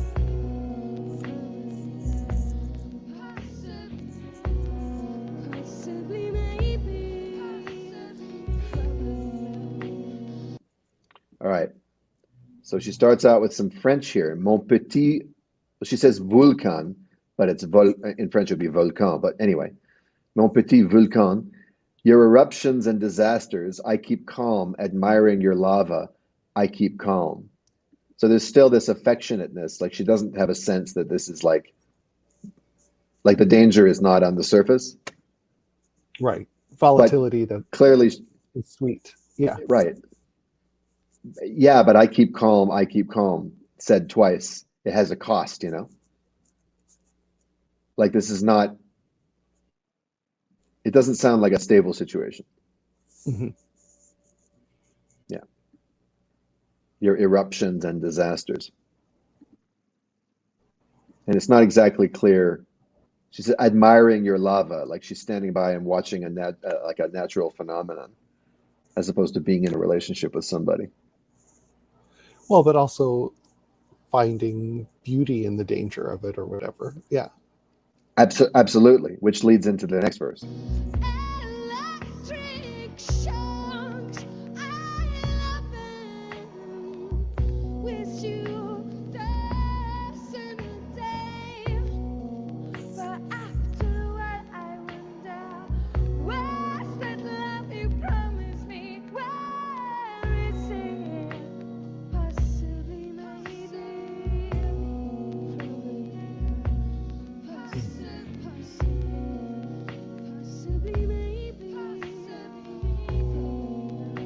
maybe. I want to have a pile of golden sand on the floor, and then I will lick it, and it will be my friend. Or yellow Electric snow. shocks. Yellow. Don't lick the yellow snow. Electric shocks? Question mark. I love them! Exclamation mark. With you, dozen a day. But after a while, I wonder, where's that love you promised me? Where is it? So here we get to the edge of where the lava can be exciting, and she realizes there's something missing. After a while, I wonder, and the minute she wonders it, she's screaming it. You know, like it's been. There's her volcan. There's her eruption. Yeah. And the possibly and probably become excuses. Yes, very, very astute. That's what it feels like there. Yeah. Yeah, it'll probably be okay. Possibly, maybe. Probably love, yeah. Or it's probably love. He probably loves me. How can you offer me love like that? My heart burns. Slide guitar, Can you offer me love like that? pedal steel. That's crazy. Back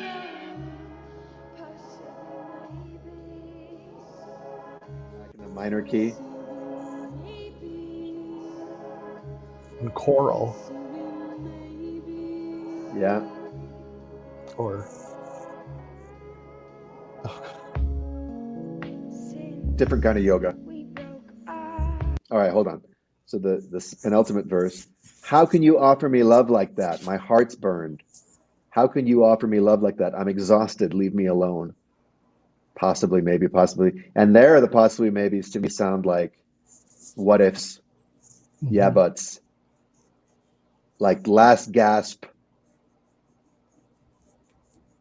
second guessings that happen at the end of a relationship. yeah.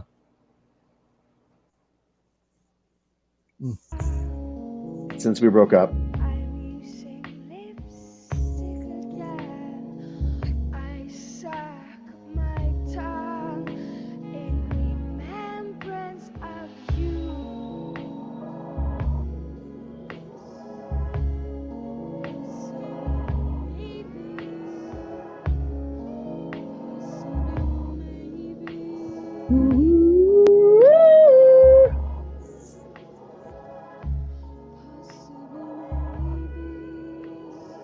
that's since we broke up, I'm using lipstick again. I suck my tongue in remembrance of you. End of song. Possibly, maybe. And now it's like the renewal of like idle hope. Right, right. The cycle. The cycle. It's not a song cycle. It's a cycle song. It's a cycle song. TM. Exactly. Copyright. Let me put a copyright in the chat. There we go. And how about a registered trademark too? Just for good measure. Oh, Björk. She's got it all. Björk. She's got it all. Sorry, Fred. Björk. Yeah, Björk, yeah. Björk. Yeah, and like there's a level of maturity in a song like that I think foreshadowed where she was going, because that I mean, and then there's Army of Me, which foreshadows 5 years, right? That kind of had it up to here with Cowards. Mm-hmm. I I love how uncompassionate that song is, or aggressively empathetic. You could say like your rescue squad is too exhausted. Stand up. You've got to manage. I won't sympathize anymore. Like it's about compassion fatigue. Talking Heads have a song called No Compassion. It's like, it's not cool to have so many problems. Why don't you talk to your analyst? Isn't that what they're paid for? Like, I'm sick and tired of, take I'm supposed to have compassion. I'm tired of it. I don't want to hear anymore. Yeah. Well, and even headphones, I feel like is the point from which both Alarm Call and All Is Full of Love spring almost. Yes. What other songs on that? Oh, I Missed You and I Haven't Met You Yet is great. Enjoy is great. Oh, I love the lyric to Enjoy. Hyper ballad. Sure, of course. Another mountain song. Yeah. But what the lyric to Enjoy, just the syntax of it again is so distinctive. Like, I wish I want to stay here. Oh, yes. I wish I want to stay here. I wish this be enough. I wish I only love you. I wish simplicity. I wish I'd only look and didn't have to touch. I wish I'd only smell this and didn't have to taste. How can I ignore this is sex without touching? I'm going to explore. I'm only into this to enjoy. Because it's not about yours, Björk. It's not about like a lack of command of the language. It's actually just a real command of the language, which is absolutely. Yeah. Absolutely. It's deceptively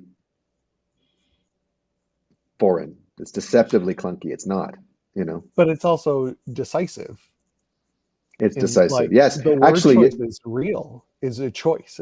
It's not just saying how you say things. It's saying no, and she's getting at something more precise than if we said it the way we normally say it. Because it's I wish I want to stay here. So it's like my wish is my want. And it's like boom. I wish I would want to stay here. No, it's not. It's not conditional. It's not subjunctive. It's not. You don't have to take it through that extra step. It reminds me of. That's an observation that reminds me of something. I was listening to Kendrick Lamar. He has that song "Swimming Pools" about alcoholism, basically. Okay. And there's a moment where his conscience speaks to him. Like there's a verse, and he starts rapping in triplets, and he says, "Okay, this is your conscience. Now open your ears up and listen me, Kendrick." He doesn't say listen to me. He says listen me. And that could be a vernacular thing. That could be just a rhythmic scan thing. But it perfectly, to me, conveys the meaning of it in a way superior to the ordinary phrasing, because I want you to it's a transitive verb. Right. I don't want you to listen to me. There's no preposition. Like, directly plug in and hear me, but actively listen me. And it's always neat when lyrics can reveal that there's more than one way to say things, and that there are, that precision, because lyrics thrive on precision, right? But I think they also thrive on sounding the way people mean them to sound. That it's not. Yes. It's precision without. I can't even think of the word. Without. It's not like paint by number kind of precision. No, it's the exact precise meaning of what you're of the thought, of the moment, of the character. I don't mean like erudite by the book precision at all. Right. No, I'm agreeing with you. I don't mean no, exactly. I don't mean accuracy. I mean right. The thing that exactly can directly.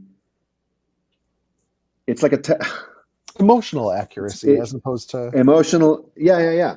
It's a replica. It's a what is it? It's a Star Trek. You know, it's like Scotty beamed me up, right? So you stand on the thing, and all your atoms and molecules disintegrate, and they show up somewhere else, and ideally exactly as they were. You know, that's what you're doing with lyrics. Mhm. You're like distilling something down, sending it out, and then it needs to reappear in someone else's imagination. Mhm. And of course, you leave room for it to grow and be different. You can't clone it, but the more shape you can give it where you are, the more you equip it for the travel. Yes. Oh, and that, yeah, appropriate to be on that frame for, you know, Look at that, celestial yeah. travel. Celestial travel, yeah. Astral planing. Yes, Well, Gordon, I feel like that's a great place to leave it. I agree. How about? Okay, great. Well, what a Wonderful. delight Yes. to hang out with you and talk Bjork. We should have done this a long time Absolutely. ago, but I guess we needed an audience. Yeah. Exactly. Do you have Exactly. anything to plug? Anything coming up? What's happening with the Magnificent Seven? Well, we just had our 25th anniversary reunion, or not reunion, 25th anniversary celebration. It's a musical about Carrie Strug and the 96 women's Olympic gymnastics team 25 years ago, July 23rd, 1996. That's Atlanta, right? Atlanta, yeah. Okay. Have you seen Richard Jewell, the Clint Eastwood movie? I have not. I recommend it. It takes place. It's about the bombing Yes, bear and, right. the guy. It's really good. Anyway, go ahead. Well, and So that Carrie actually, Strug and all that. interestingly, the gymnastics competition was all over by the time the bombing happened, so it Okay. wouldn't play into the plot.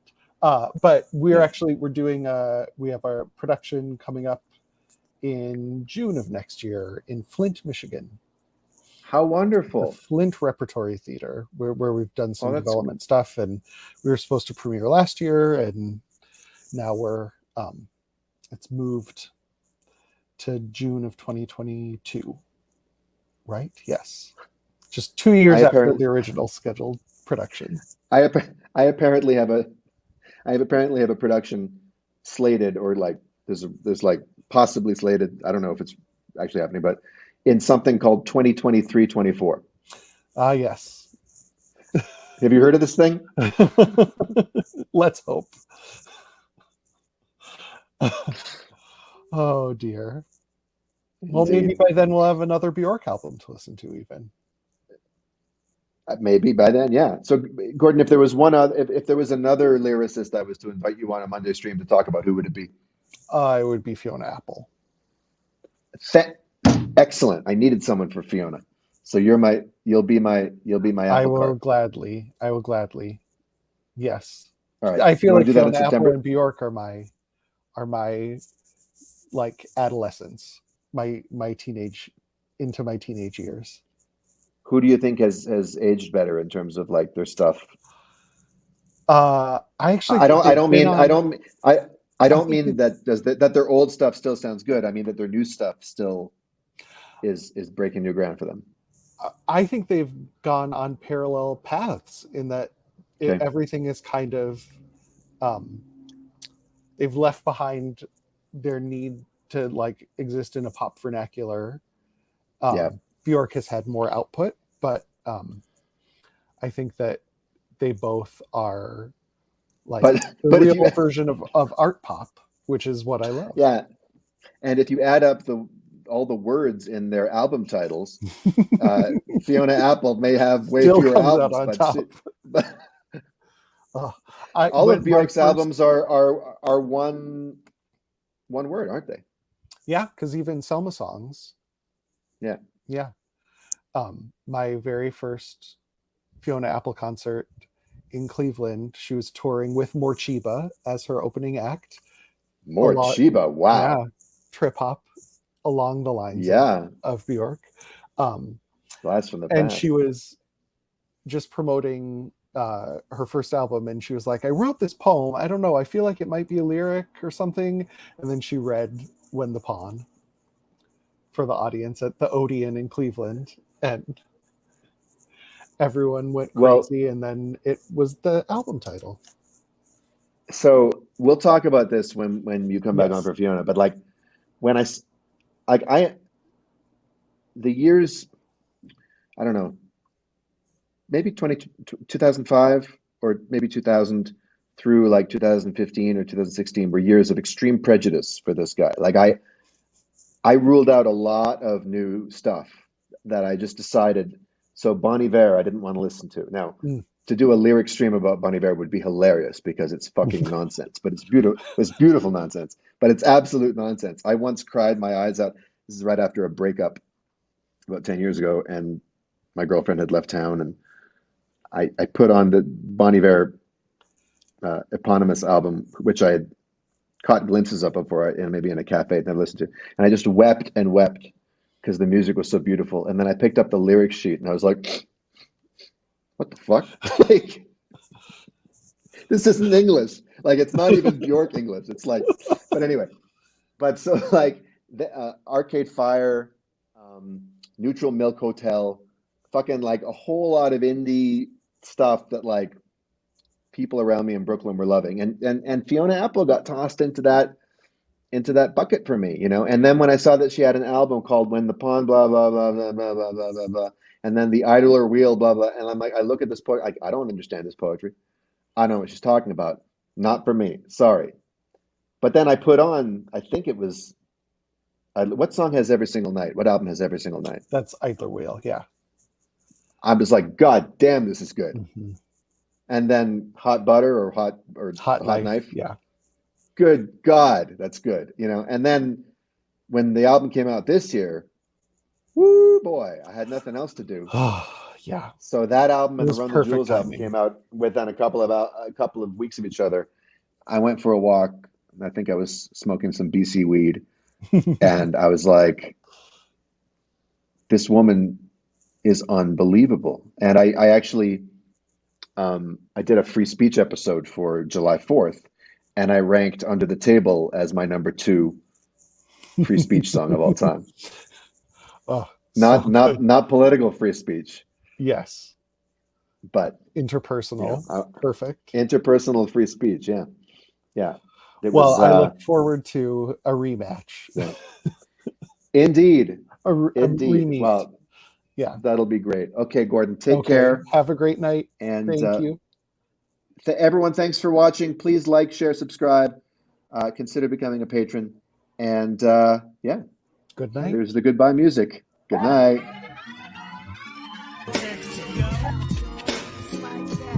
Lyrics to go.